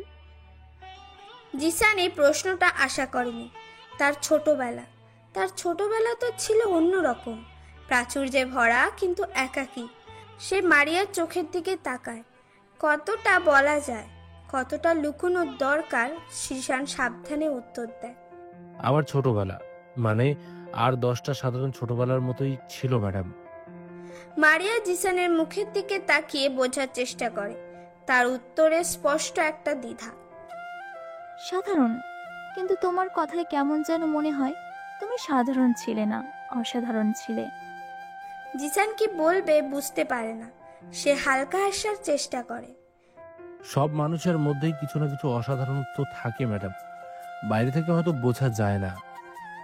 মারিয়া জিসানের এই উত্তরে ইন্ট্রিগুয়েড হন। তার মনে হয় জিসান ইচ্ছে করেই নিজের পাস্ট ডিটেলস দিতে চাইছে না। এটা তার কৌতূহল আরো বাড়িয়ে তোলে। মারিয়া বলে, সেটা ঠিক। আচ্ছা, ছোটবেলায় তোমার প্রিয় খেলা কি ছিল? জিসান কিছুক্ষণ চিন্তা করে। তার প্রিয় খেলা ছিল দাবা। তার বাবার সাথে খেলতো, কিন্তু সে কথাও বলা যাবে না। আমার আমার চুপচাপ বসে থাকতে ভালো লাগতো ম্যাডাম, বই পড়তে ভালো লাগতো। মারিয়া হেসে ফেলে। বই পড়তে ভালো লাগতো? তুমি তো দেখছি আমার মতোই ছিলে। আমিও ছোটবেলায় খুব বই পড়তাম। জিসান মারিয়ার হাসি দেখে স্বস্তি পায়। এই ধরনের সহজ কথায় সে স্বাচ্ছন্দ্য বোধ করে। মারিয়া বলে, তুমি কি এখনো বই পড়ো? না ম্যাডাম, এখন আর সময় পাই না, আর বই কেনার মতো পরিস্থিতিও নেই। মারিয়ার মুখে বিষণ্ণতা ফুটে ওঠে। সে বুঝতে পারে জিসানের বর্তমান পরিস্থিতিটা কতটা কঠিন। মারিয়া বলে, চিন্তা করো না, আমার কাছে অনেক বই আছে, তুমি চাইলে নিতে পারো। জিসানের চোখ উজ্জ্বল হয়ে ওঠে। বই? অনেকদিন সে বই পড়েনি। সত্যি ম্যাডাম? হ্যাঁ সত্যি, কাল মনে করে দিও, কিছু বই এনে দেবো। জিসানের মনে মারিয়ার জন্য গভীর শ্রদ্ধা তৈরি হয়। এই মহিলাটি তার মালিক হলেও তার মধ্যে কোনো উঁচু নিচু ভেদ নেই। সে একজন মানুষের কষ্ট বোঝেন। ধন্যবাদ ম্যাডাম, আপনার এই উপকারের কথা আমি কোনোদিনও ভুলব না। মারিয়া জিসানের দিকে তাকিয়ে হাসে। তাদের এই ছোট্ট কথোপকথনটা তাদের সম্পর্কে আরো এক ধাপ এগিয়ে নিয়ে যায়। এটা শুধু মালিক শ্রমিকের সম্পর্ক নয়, এটা বন্ধুত্ব এবং মিউচুয়াল রেসপেক্টের সম্পর্ক। রাতের শিফট চলছে, কাস্টমারদের ভিড় কিছুটা কমেছে। জিসান দ্রুত হাতে টেবিল গোছাচ্ছে। আনোয়ার আর সালাম পাশ দিয়ে যাচ্ছিল। তারা ফিসফিস করে কথা বলছে আর জিসানের দিকে তাকাচ্ছে। আনোয়ার চাপা গলায় সালামকে বলল, দেখেছিস মালিকের সাথে আজকাল কত খাতির, স্টাফ রুমে বসে গল্প করে, আমরা তো কোনোদিন সাহসই পেতাম না। সালাম হেসে উঠলেন, গল্প তো করবেই, নতুন প্রেম থেকে বেশি দিন পুরনো স্টাফদেরকে কে দাম দেয়। আনোয়ার জিসানের কাছাকাছি এসে দাঁড়ালো। জিসান তখনও মন দিয়ে কাজ করছে। আনোয়ার বলল, কিরে নতুন, মালিকের মনে ধরেছে বলে কি পা মাটিতে পড়ছে না নাকি? ভাবখানা এমন যেন রেস্টুরেন্টটা একাই চালাচ্ছিস। জিসান আনোয়ারের কথায় কান দেয় না। সে জানে আনোয়ার তাকে উস্কাতে চাইছে। জিসান শান্তভাবে বলল, ভাইয়া, আমি আমার কাজ করছি, আপনারা আপনাদের কাজ করুন। আনোয়ার রেগে যায়। এই ছেলেটা কোনো প্রতিক্রিয়া দেখায় না কেন? আনোয়ার গলা একটু চড়িয়ে বলল, আমরাও কাজ করছি, তবে তোর মতো মালিকের কাছে তেল মেরে কাজ আদায় করি না, নিজেদের যোগ্যতায় করি। ঠিক ঠিক, তেলবাজি করে বেশি দিন টেকা যায় না, নতুন যোগ্যতার দামটা আসল। জিসান তাদের দিকে তাকায়। তার চোখে মুখে বিরক্তি স্পষ্ট, কিন্তু সে নিজেকে সামলে নেয়। এই মুহূর্তে তর্ক করলে মারিয়ার কাছে তার ইমেজ খারাপ হতে পারে। জিসান শান্ত অথচ দৃঢ় কণ্ঠে বলল, আমার যোগ্যতা কি সেটা হয়তো আপনারা জানেন না, আর আমি কারো কাছে তেল মারি না, কাজ করে খাই। আনোয়ার আর সালাম জিসানের এই উত্তর শুনে হতভম্ব হয়ে যায়। তারা ভাবেনি জিসান এমন উত্তর দেবে। তাদের মুখে আর কথা আসে না। ঠিক তখনই মারিয়া রেস্টুরেন্টের ফ্লোরে আসে। দূর থেকে আনোয়ার আর সালামের মুখ দেখে বুঝতে পারে কিছু একটা হচ্ছিল। সে তাদের দিকে এগিয়ে আসে। মারিয়া স্বাভাবিক স্বরে জিজ্ঞেস করল, কি ব্যাপার, এখানে দাঁড়িয়ে গল্প করছো কেন? কাজ নেই? আনোয়ার আর সালাম দ্রুত নিজেদের সামলে নেয়। তাদের মুখে তেলবাজির হাসি ফুটে ওঠে। আনোয়ার বলল, না না ম্যাডাম, গল্প নয়, জিসানকে একটু কাজের ব্যাপারে বলেছিলাম। মারিয়া জিসানের মুখের দিকে তাকায়। জিসানের মুখ শান্ত, কিন্তু তার চোখে একটা চাপা কষ্ট দেখতে পায় মারিয়া। সে বুঝতে পারে কিছু একটা হয়েছে। মারিয়া আনোয়ার আর সালামের দিকে তাকিয়ে কঠোর স্বরে বলে, কাউকে কিছু বলা দরকার হলে আমাকে বা ম্যানেজার করিম সাহেবকে বলবে। নিজেদের মধ্যে ঝগড়া বা কথা কাটাকাটি করবে না, এটা কাজের জায়গা। আনোয়ার আর সালাম মাথা নিচু করে। জি ম্যাডাম। মারিয়া জিসানের দিকে তাকিয়ে হালকা মাথা নাড়ে, যেন তাকে শান্ত থাকার ইঙ্গিত দিচ্ছে। তারপর মারিয়া সেখান থেকে চলে যায়। আনোয়ার আর সালাম রাগে গজরাতে গজরাতে অন্যদিকে চলে যায়। জিসান তাদের চলে যাওয়া দেখে একটা দীর্ঘশ্বাস ফেলে। এই ঝামেলাগুলো তার ভালো লাগে না, কিন্তু মারিয়া তার পাশে দাঁড়িয়েছে, এটাই তার কাছে অনেক। মারিয়ার সমর্থন তাদের বন্ধন আরো দৃঢ় করে। রেস্টুরেন্ট বন্ধ হয়ে গেছে, ম্যানেজার করিম চলে গেছেন, স্টাফরা যে যার মতো চলে যাচ্ছে স্টাফ কোয়ার্টারের দিকে। জিসানও বের হচ্ছে, সে স্টাফ কোয়ার্টারের দিকে হেঁটে যাচ্ছে। মারিয়াও তার গাড়ি পার্কিং লটে যাওয়ার জন্য পেছনের রাস্তাটা ব্যবহার করেছে। জিসানকে একা হেঁটে যেতে দেখে মারিয়া গাড়ি থেকে নামলো। মারিয়া জিসানকে ডাকলো, জিসান দাঁড়াও। জিসান পেছনে ফেরে। মারিয়া এগিয়ে আসছে। মারিয়া বললেন, স্টাফ কোয়ার্টার তো এখান থেকে একটু ভেতরে, একা হেঁটে যাচ্ছ? হ্যাঁ ম্যাডাম, অভ্যেস আছে। মারিয়া কিছুক্ষণ চুপ থাকে। রাতের রাস্তাটা খুব একটা নিরাপদ মনে হচ্ছে না তার কাছে। মারিয়া বলল, চলো তোমাকে এগিয়ে দিচ্ছি। না না ম্যাডাম, লাগবে না, আপনি কষ্ট করবেন কেন?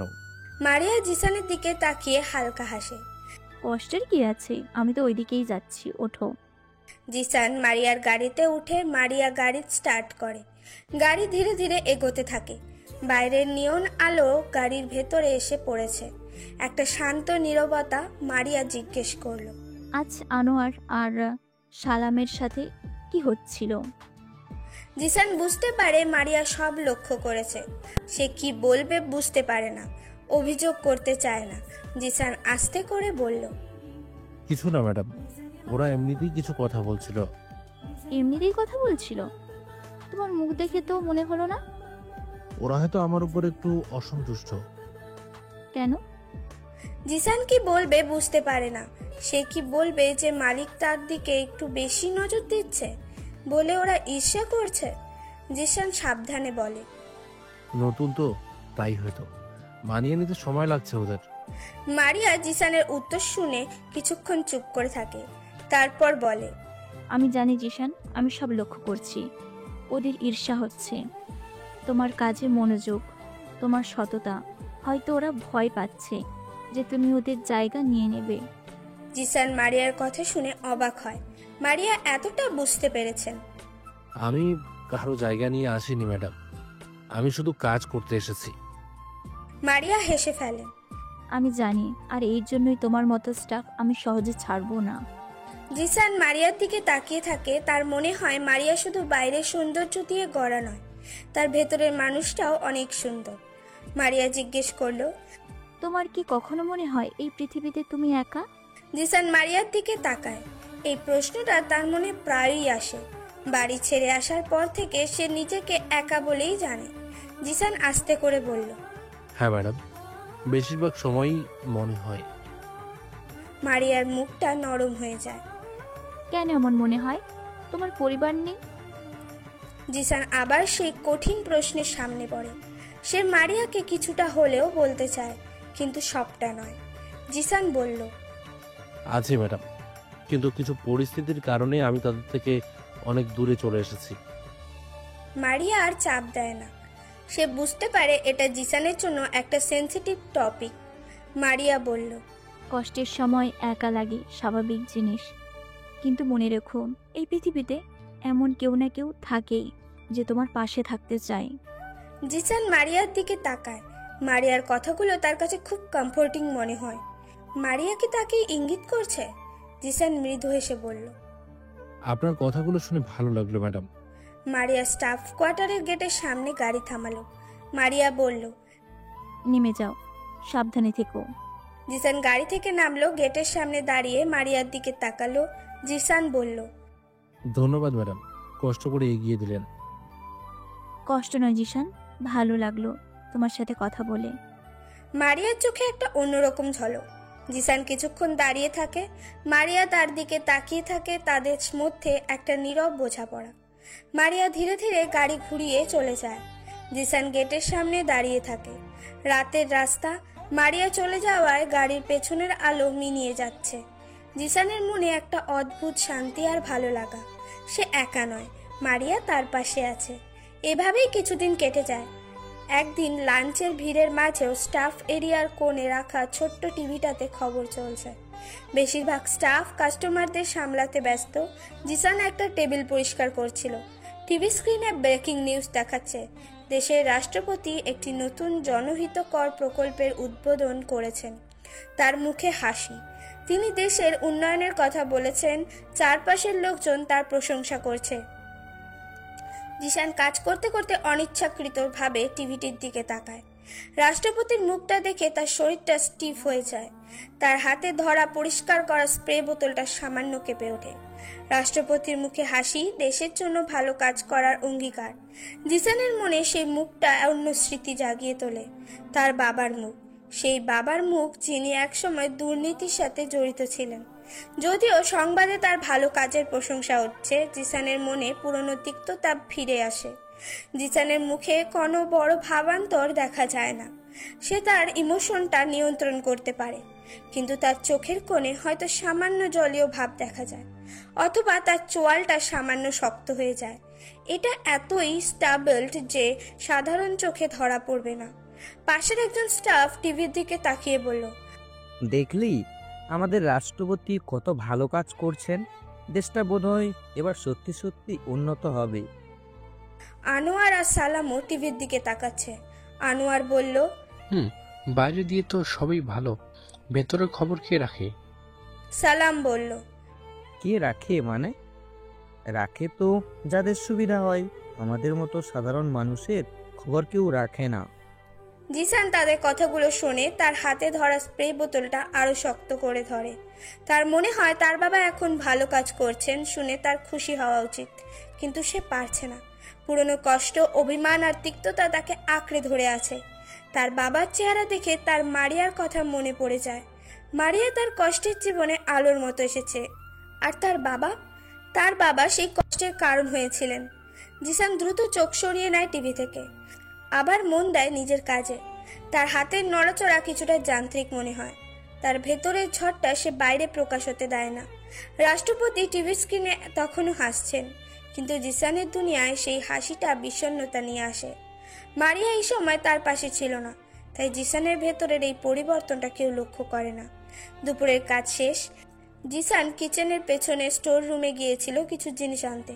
সেখানে একটা পুরনো সেলফ ভাঙা অবস্থায় পড়েছিল। জিনিসগুলো নিতে অসুবিধা হচ্ছিল। জিসান সেলফটা দেখে দাঁড়ায়। এটা ফেলে দেওয়া হয়েছে হয়তো। মারিয়া স্টোর রুমে আসে কোনো জিনিস খুঁজতে। জিসানকে ভাঙা সেলফটার দিকে তাকিয়ে থাকতে দেখে। মারিয়া জিজ্ঞেস করে, কি দেখছো জিসান? জিসান মারিয়ার দিকে ফেরে। এই সেলফটা ভাঙা ম্যাডাম, এটা ঠিক করা যেত, ফেলে দেওয়া হয়েছে। মারিয়া ভাঙা সেলফটার দিকে তাকালো। হ্যাঁ, অনেকদিন ধরেই ভাঙা ছিল, নতুন একটা আনা হয়েছে। জিসান ভাঙা সেলফটার পাশে হাঁটু গেড়ে বসে। সে সেলফের পায়াটা পরীক্ষা করে দেখে। তার মনে হয় এটা সামান্য চেষ্টা করলে ঠিক করা সম্ভব। তার ছোটবেলায় সে বাবার বিশাল বাড়িতে এরকম অনেক জিনিস নষ্ট হতে দেখেছে, যা সামান্য মেরামত করলেই ঠিক হয়ে যেত। তার বাবার কাছে জিনিসের কোনো মূল্য ছিল না। সেসব স্মৃতি মনে পড়ে যায়। জিসান টুল বক্স দিয়ে কাজ করতে পারত। ছোটবেলায় তার এই ধরনের কাজে আগ্রহ ছিল। বাবার লাইব্রেরিতে লুকিয়ে লুকিয়ে ইলেকট্রনিক্সের বই পড়তো। জিসান মারিয়ার দিকে তাকিয়ে বলল, আমার মনে হয় এটা ঠিক করা যাবে ম্যাডাম। ঠিক করা যাবে? এটা তো একদম ভেঙে গেছে। না ম্যাডাম, এই পায়াটা শুধু সরে গেছে। এটাকে আবার জায়গা মতো বসিয়ে নাট বল্টু আটকে দিলেই হবে। তার কণ্ঠে আত্মবিশ্বাস। মারিয়া জিসানের কথা শুনে অবাক হয়। এই ছেলেটা পরিচ্ছন্নতার কাজ করে, কিন্তু ভাঙা জিনিস ঠিক করার বুদ্ধি রাখে। মারিয়া কৌতূহলী হয়ে জিজ্ঞেস করে, তুমি ঠিক করতে পারবে? আমার কাছে কিছু টুলস থাকতে পারে। এখানে কিচেনে ছোটখাটো কাজের জন্য টুলস থাকে হয়তো। মারিয়া ম্যানেজার করিমকে ডাকে। ম্যানেজার করিম এসে টুলবক্সের কথা বলেন। একটা ছোট্ট টুলবক্স পাওয়া যায়। জিসান টুলবক্সটা নিয়ে এসে ভাঙা সেলফটা ঠিক করতে শুরু করে। মারিয়া তার কাজ মনোযোগ দিয়ে দেখে। জিসান খুব নিখুঁতভাবে কাজ করছে, তার হাত সাবলীল দেখে মনে হচ্ছে সেই কাজটা আগেও করেছে। মারিয়া জিজ্ঞেস করে, তুমি এইসব কাজ কোথায় শিখেছো জিসান? তুমি তো বললে তোমার কোনো অভিজ্ঞতা নেই। জিসান কাজ করতে করতে উত্তর দেয়, অভিজ্ঞতা নরমালি নেই ম্যাডাম, কিন্তু ছোটবেলায় জিনিসপত্র ভাঙলে সেগুলো জোড়া লাগানোর চেষ্টা করতাম। আমার কিউরিয়াসিটি ছিল এইসব ব্যাপারে। এই ছেলেটার মধ্যে অনেক হিডেন ট্যালেন্ট আছে, শুধু বাইরে থেকে দেখে বোঝা যায় না। জিসান কিছুক্ষণ কাজ করার পর সেলফটা ঠিক হয়ে যায়। সে উঠে দাঁড়ায়। সেলফটা এখন আবার মজবুত হয়ে দাঁড়িয়ে আছে। জিসান বলল, হয়ে গেছে ম্যাডাম। মারিয়া সেলফটার দিকে তাকিয়ে বিশ্বাস করতে পারে না যে এটা ঠিক হয়ে গেছে। সে জিসানের দিকে তাকিয়ে হেসে ফেলল। তার হাসিটা গর্বের। অবিশ্বাস্য জিসান, তুমি সত্যিই পারো। আমি তো ভেবেছিলাম এটা বাতিল। জিসান হালকা হাসে বলে, ছোট জিনিস ঠিক করতে পারার মধ্যেও একটা আনন্দ আছে ম্যাডাম। কোনো জিনিস ফেলে দেওয়ার আগে চেষ্টা করে দেখা ভালো। মারিয়া জিসানের কথায় তার জীবনের ফিলোসফি খুঁজে পায়। হয়তো জিসান বলতে চাইছে যে broken things can be fixed, whether it is the self or a life. Maria জিসানের দিকে তাকিয়ে বলে, তুমি শুধু জিনিসই ঠিক করতে পারো না জিসান, তুমি মানুষও ঠিক করতে পারো। জিসান মারিয়ার কথার অর্থ বুঝতে পারে না। তার দিকে প্রশ্নবোধক দৃষ্টিতে তাকায়। মারিয়া মৃদু হেসে বলে, তোমার পজিটিভ চিন্তা আর শান্ত স্বভাবটা অন্যদেরও ইন্সপায়ার করে। জিসান লজ্জা পায়। মারিয়ার প্রশংসা তাকে স্পর্শ করে। মারিয়া জিসানের দিকে তাকিয়ে মুগ্ধ চোখে বলে, তোমার মধ্যে অনেক গুণ আছে জিসান, যা বাইরে থেকে দেখা যায় না। জিসানের মনে মারিয়ার প্রতি ভালোবাসা আরো গভীর হয়। মারিয়া তাকে দেখছে, তাকে বুঝতে পারছে, তার ভেতরের মানুষটাকে কদর করছে। এটাই তার কাছে অনেক বেশি মূল্যবান। রেস্টুরেন্ট বন্ধ। ম্যানেজার করিম চলে গেছেন। জিসান তার কাজ শেষ করে স্টাফ কোয়ার্টারে না গিয়ে রেস্টুরেন্টের ছাদের একপাশে বসে আছে। আকাশ পরিষ্কার, চাঁদ দেখা যাচ্ছে। মারিয়া রেস্টুরেন্টের ভেতর থেকে বের হয়ে আসে। সে জানতো জিসান হয়তো এখানেই থাকবে। সে ধীরে ধীরে জিসানের কাছে এসে দাঁড়ায়। জিসান মারিয়ার উপস্থিতি টের পেয়ে উঠে দাঁড়ায়। মারিয়া তার পাশে এসে দাঁড়ালো, আকাশের দিকে তাকালো। মারিয়া নরম কণ্ঠে বলল, খোলা আকাশ দেখতে এসেছিলে? জিসান মাথা নাড়ে। হ্যাঁ, মনটা একটু শান্ত লাগে এখানে এলে। মারিয়া জিসানের পাশে বসে, জিসানও বসে। তারা দুজনে চুপচাপ আকাশের দিকে তাকিয়ে থাকে। রাতের নীরবতা তাদের ঘিরে রাখে। মারিয়া হঠাৎ জিজ্ঞেস করলো, জিসান, তোমার কি মনে হয় আমাদের মধ্যে একটা স্পেশাল কানেকশন তৈরি হচ্ছে? জিসান মারিয়ার দিকে তাকায়। তার হৃদস্পন্দন বেড়ে যায়। মারিয়া তার মনের কথা বুঝতে পেরেছে। জিসান আস্তে করে বলল, আমারও সেটাই মনে হয় ম্যাডাম। মারিয়া জিসানের দিকে ফিরে তাকালো। তার চোখে গভীর আবেগ। মারিয়া বলে, আমি জানি না এটা কি, কিন্তু যখন তোমার সাথে কথা বলি আমার মনটা হালকা হয়ে যায়। মনে হয় আমি যাকে খুঁজছিলাম তাকে খুঁজে পেয়েছি। জিসান মারিয়ার হাতটা আলতো করে ধরে। তার হাতটা নরম। জিসান বলল, আমারও মনে হয় এই শহরের ভিড়ে আমি যখন একা হয়ে গিয়েছিলাম, আপনি আমার জীবনে আলো হয়ে এসেছেন। মারিয়ার চোখে জল চলে আসে। সে জিসানের হাত শক্ত করে ধরে। মারিয়া বলে, আমি জানি তোমার জীবনে অনেক কষ্ট আছে জিসান, তুমি আমাকে সবটা বলনি, কিন্তু আমি বিশ্বাস করি তুমি যেমনই হও তোমার মনটা খুবই ভালো। জিসান মারিয়ার দিকে তাকিয়ে থাকে। তার মনে হয় তার অতীতের সব কষ্ট আজ সার্থক। মারিয়ার মতো একজন মানুষকে সে খুঁজে পেয়েছে। জিসান বলল, আমার অতীত হয়তো খুব সহজ নয়, অনেক ভুল ছিল, অনেক কষ্ট ছিল, কিন্তু আপনার সাথে কাটানো এই মুহূর্তগুলো আমার সব কষ্ট ভুলিয়ে দেয়। মারিয়া জিসানের কাঁধে মাথা রাখে। জিসান মারিয়ার মাথায় হাত রাখে। তারা দুজনে চুপচাপ বসে থাকে। রাতের আকাশ তাদের প্রেমের নীরব সাক্ষী। মারিয়া ফিসফিস করে বলে, জিসান, আমি আমি তোমাকে। মারিয়া কথাটা শেষ করতে পারেন না। জিসান মারিয়ার দিকে তাকায়। সে মারিয়ার চোখের ভাষা বুঝতে পারে। তারও একই অনুভূতি। জিসান মারিয়ার হাত ধরে। তার চোখে ভালোবাসা স্পষ্ট। জিসান নরম কণ্ঠে বলল, আমি জানি মারিয়া, আমারও আমারও তাই মনে হয়। তারা দুজনে একে অপরের দিকে তাকিয়ে থাকে। ভালোবাসার নীরব স্বীকারোক্তি তাদের চোখের ভাষায়। চাঁদ তাদের ওপর আলো ছড়াচ্ছে। সেই মুহূর্তে তাদের জন্য পৃথিবীটা যেন থেমে গেছে। তাদের ভালোবাসা গভীর হয়েছে, এক নতুন ধাপে পৌঁছেছে। রাত অনেক গভীর, রেস্টুরেন্ট বন্ধ হয়ে গেছে। ম্যানেজার করিম এবং অন্য স্টাফরা চলে গেছে। শুধু জিসান আর মারিয়া রেস্টুরেন্টের ছাদে বসে আছে। আকাশ পরিষ্কার, লক্ষ লক্ষ তারা জ্বলছে। শহরের শব্দ এখানটায় তেমন আসে না। একটা শান্ত স্নিগ্ধ পরিবেশ। জিসান মারিয়ার পাশে বসে আছে। মারিয়া জিসানের কাঁধে মাথা রাখে আকাশের দিকে তাকিয়ে আছে। তাদের হাত একে অপরের হাতে ধরা। তাদের মধ্যে এখন কোনো লুকোচুরি নেই। তাদের ভালোবাসা আজ পূর্ণতা পেয়েছে। মারিয়া ফিসফিস করে বলে, আকাশটা আজ খুব সুন্দর, তাই না জিসান? জিসান মারিয়ার হাতের উপর নিজের হাত দিয়ে আলতো চাপ দেয়। তোমার চোখের মতো সুন্দর। মারিয়া জিসানের কথায় হেসে ওঠে। তার হাসিটা খুব নরম। মারিয়া বলে, কষ্ট করে আমার কাঁধে মাথা রেখে এভাবে আকাশ দেখতে পারো বলে ভালো লাগছে। জিসান মারিয়ার কাঁধে তার মাথা এলিয়ে দেয়। মারিয়ার চুলের নরম স্পর্শ তার গালে লাগলো। জিসান বলল, আমার মনে হয় আমি জীবনে প্রথমবার শান্তিতে নিঃশ্বাস নিতে পারছি মারিয়া। তোমার পাশে থাকলে আমার ভেতরের সব ঝড় থেমে যায়। মারিয়া জিসানের হাতটা আরো শক্ত করে ধরে। আমারও ঠিক তাই মনে হয় জিসান। তোমার মধ্যে আমি এমন একটা আশ্রয় খুঁজে পেয়েছি যা কি কোথাও পাইনি। জিসান মাথা তোলে। মারিয়ার চোখের দিকে তাকায়। রাতের অল্প আলোয় মারিয়ার মুখটা মায়াবী লাগছে। জিসান জিজ্ঞেস করলো, আমার মতো একজন সাধারণ স্টাফের মধ্যে তুমি কি এমন দেখলে মারিয়া? মারিয়া জিসানের গালে হাত রাখে। তার হাতের স্পর্শ শীতল। মারিয়া বলল, তুমি সাধারণ নও জিসান, তুমি স্পেশাল। তোমার মনটা খুব সুন্দর। তোমার ভেতরের শক্তিটা আমাকে আকর্ষণ করে। আর তোমার চোখ দেখলে মনে হয় তুমি অনেক কষ্ট সহ্য করেছো, কিন্তু তাও হার মানোনি। জিসানের চোখে জল চলে আসে। তার ভেতরের কষ্টটা মারিয়া বুঝতে পারে। এই প্রথম কেউ তার কষ্টের গভীরতাটা অনুভব করেছে। জিসান মারিয়ার হাত ধরে চুমু খায়। তোমার ভালোবাসা আমাকে বাঁচতে শেখাচ্ছে মারিয়া। মারিয়া জিসানের দিকে ঝুঁকে আসে। তার চোখ দুটো আবেগে ভরা। আমি তোমার পাশে আছি জিসান, সব সময়। তোমার সব কষ্ট ভাগ করে নেব।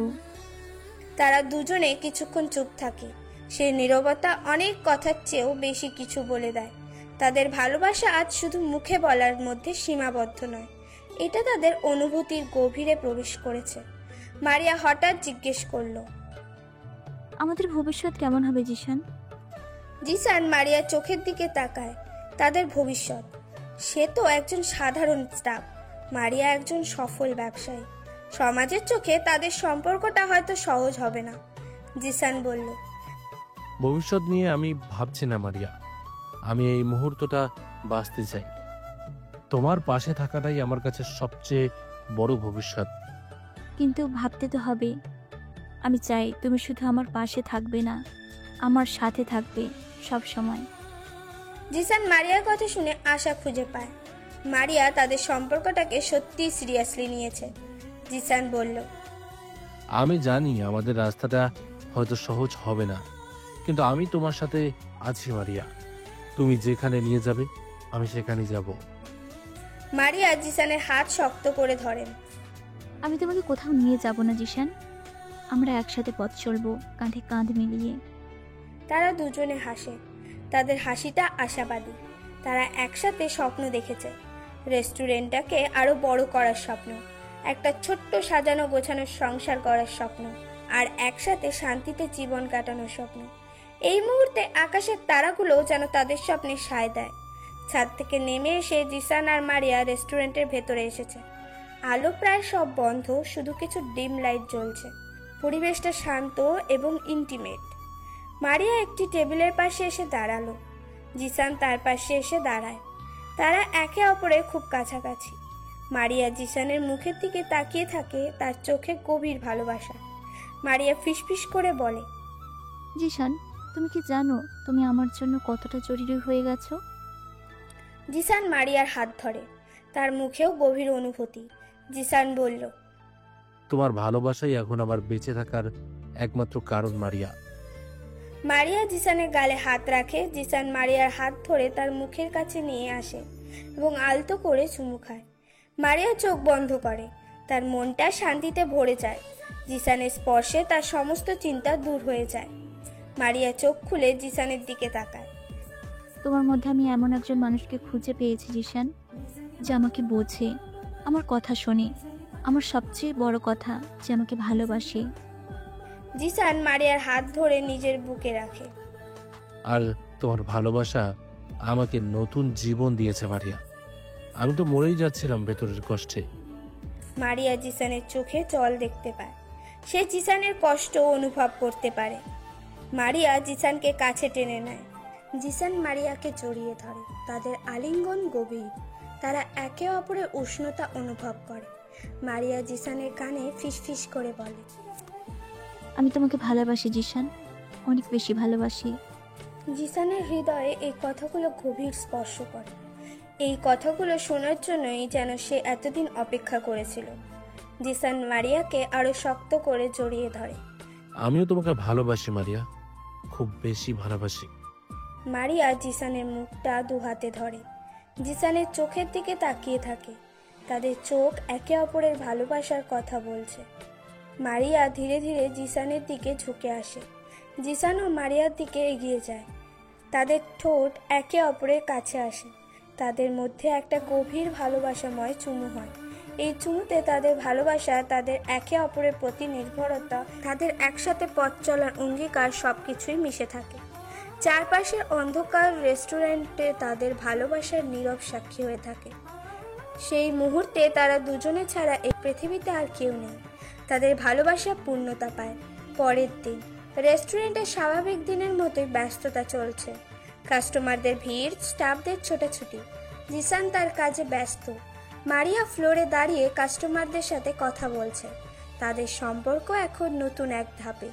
কাজের ফাঁকে মাঝে মাঝে তাদের চোখে চোখে কথা হয়, হালকা হাসি বিনিময় হয়। হঠাৎ রেস্টুরেন্টের বাইরে একটা অস্বাভাবিক ব্যস্ততা শুরু হয়। কালো গাড়ি এসে দাঁড়ানোর শব্দ, সাইরেনের মৃদু আওয়াজ। রেস্টুরেন্টের কর্মীরা কিছুটা অপ্রস্তুত হয়ে যায়। বাইরে কিছু লোক ছোটাছুটি শুরু করে। ম্যানেজার করিম ছুটে এসে হাঁপাতে হাঁপাতে বললেন, তাড়াতাড়ি সব ঠিক করো, দেশের রাষ্ট্রপতি আসছেন, এখানেই লাঞ্চ করবে। এই কথা শুনে রেস্টুরেন্টের ভেতর একটা সাজ রব পড়ে যায়। সব স্টাফ ঘাবড়ে যায়। দ্রুত টেবিলগুলো ঠিক করা হয়, প্লেট গ্লাস ঠিকভাবে সাজানো হয়। একটা চাপা উত্তেজনা পুরো রেস্টুরেন্ট জুড়ে। সবাই নিজেদের কাজ বাদ দিয়ে গেটের দিকে তাকাচ্ছে। জিসান তখন অন্য কর্মীদের সাথে একপাশে দাঁড়িয়েছিল, তার হাতে ট্রে। এই হঠাৎই খবরে সেও কিছুটা অবাক হয়। রাষ্ট্রপতি আসছেন এই সামান্য রেস্টুরেন্টে? বাইরে প্রোটোকলের লোকজনের ভিড় বাড়ে। কালো স্যুট পরা সিকিউরিটি পার্সোনেলরা রেস্টুরেন্টের গেটের চারপাশে দাঁড়িয়ে যায়। দরজা খুলে যায়। প্রথমে কয়েকজন সিকিউরিটি ভেতরে প্রবেশ করে, তারপর প্রবেশ করেন দেশের রাষ্ট্রপতি, তার সাথে তার একান্ত সচিব এবং অন্যান্য উচ্চপদস্থ কর্মকর্তা। রাষ্ট্রপতির মুখে একটা আত্মবিশ্বাসী হাসি, তার চেহারা প্রভাবশালী। সবাই তার দিকে তাকিয়ে আছে। রাষ্ট্রপতি রেস্টুরেন্টের ভেতরে প্রবেশ করেন। ম্যানেজার করিম এবং মারিয়া এগিয়ে আসে তাকে অভ্যর্থনা জানানোর জন্য। রাষ্ট্রপতি গেটের মুখে থমকে দাঁড়িয়েছেন। তার চোখ মুখে রাষ্ট্রপ্রধানের স্বাভাবিক গাম্ভীর্য রয়েছে, কিন্তু তার দৃষ্টি রেস্টুরেন্টের ভেতরে কর্মীদের ভিড়ে ঘুরছে। তিনি যেন কাউকে খুঁজছেন। চারপাশে সব শব্দ, স্টাফদের ছোটাছুটি, কাস্টমারদের গুঞ্জন, সবকিছু যেন তার জন্য ব্যাকগ্রাউন্ড নয়েজ মাত্র। তার পুরো মনোযোগ একটি নির্দিষ্ট মুখ খুঁজে বের করার উপর। জিসান অন্য কর্মীদের সাথে একপাশে দাঁড়িয়েছিল, তার হাতে ট্রে। সেও সবার মতো রাষ্ট্রপতির আগমন দেখছে, কিন্তু অন্য সবার চেয়ে একটু বেশি অবাক হয়ে। এই সামান্য রেস্টুরেন্টে রাষ্ট্রপতি আসার কথা সে কল্পনাও করেনি। রাষ্ট্রপতির চোখ কর্মীদের ভিড়ে জিসানের উপর এসে স্থির হয়। এই সেই মুখ যার খোঁজ তিনি দীর্ঘদিন ধরে রেখেছেন, যাকে তিনি গোপনে খুঁজে বের করেছেন। এতদিন পর তাকে সামনে দেখে রাষ্ট্রপতির মুখে একটি চাপা আবেগ ফুটে ওঠে। সেটি বিস্ময় নয়, দীর্ঘ প্রতীক্ষার অবসান। তিনি যেন এতক্ষণে স্বস্তির নিঃশ্বাস ফেলতে পারেন। প্রোটোকলের লোকজন রাষ্ট্রপতিকে অনুসরণ করে। রাষ্ট্রপতি ধীরে ধীরে জিসানের দিকে এগিয়ে যান। তার হাঁটায় দৃঢ়তা আছে, কিন্তু তার চোখে মুখে এক গভীর আবেগ। তিনি জিসানের সামনে এসে দাঁড়ালেন। তাদের মধ্যে এখন খুব সামান্য দূরত্ব। জিসান তখনও স্থির হয়ে আছে। তার মনে ঝড় বইছে। এই মানুষটা এখানে, তাকে খুঁজে বের করেছে। রাষ্ট্রপতি জিসানের সামনে দাঁড়িয়ে তার মুখের দিকে কিছুক্ষণ তাকিয়ে থাকেন। তার চোখে মুখে পিতৃত্বের স্নেহ আর হারানোর বেদনা মিশে আছে। তিনি জিসানের নাম ধরে ডাকলেন। তার কণ্ঠস্বর নিচু কিন্তু স্পষ্ট, এবং সেখানে এক গভীর আবেগ প্রচ্ছন্ন। জিসান। রাষ্ট্রপতি মুখ থেকে জিসানের নাম শুনে পুরো রেস্টুরেন্টের পরিবেশ থমকে যায়।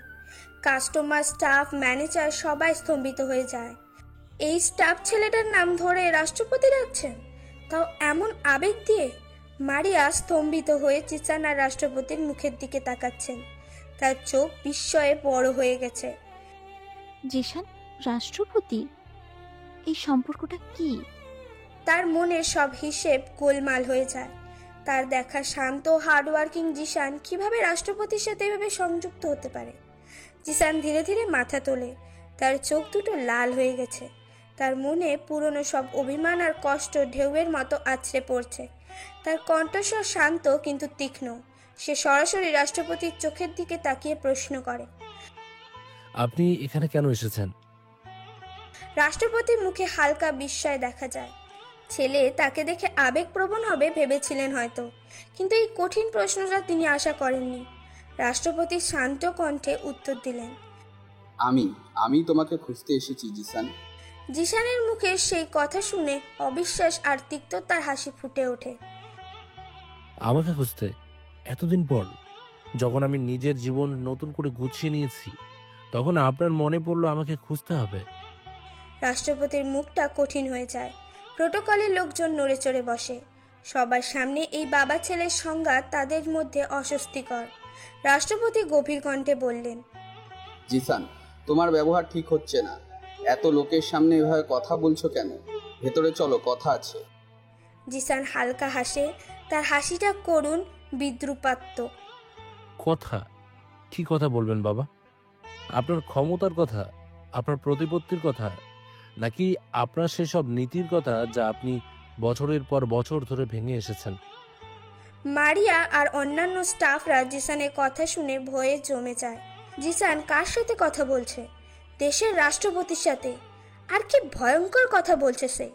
মারিয়া জিসানের দিকে তাকিয়ে থাকে। তার চোখ ভর্তি প্রশ্ন আর উদ্বেগ।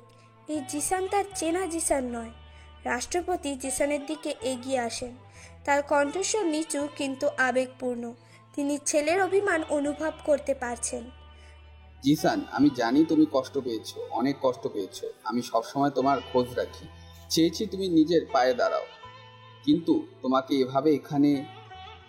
রাষ্ট্রপতির কথাগুলো অসমাপ্ত থেকে যায়। তার চোখ জিসানের মলিন পোশাক আর ক্লান্ত চেহারার দিকে।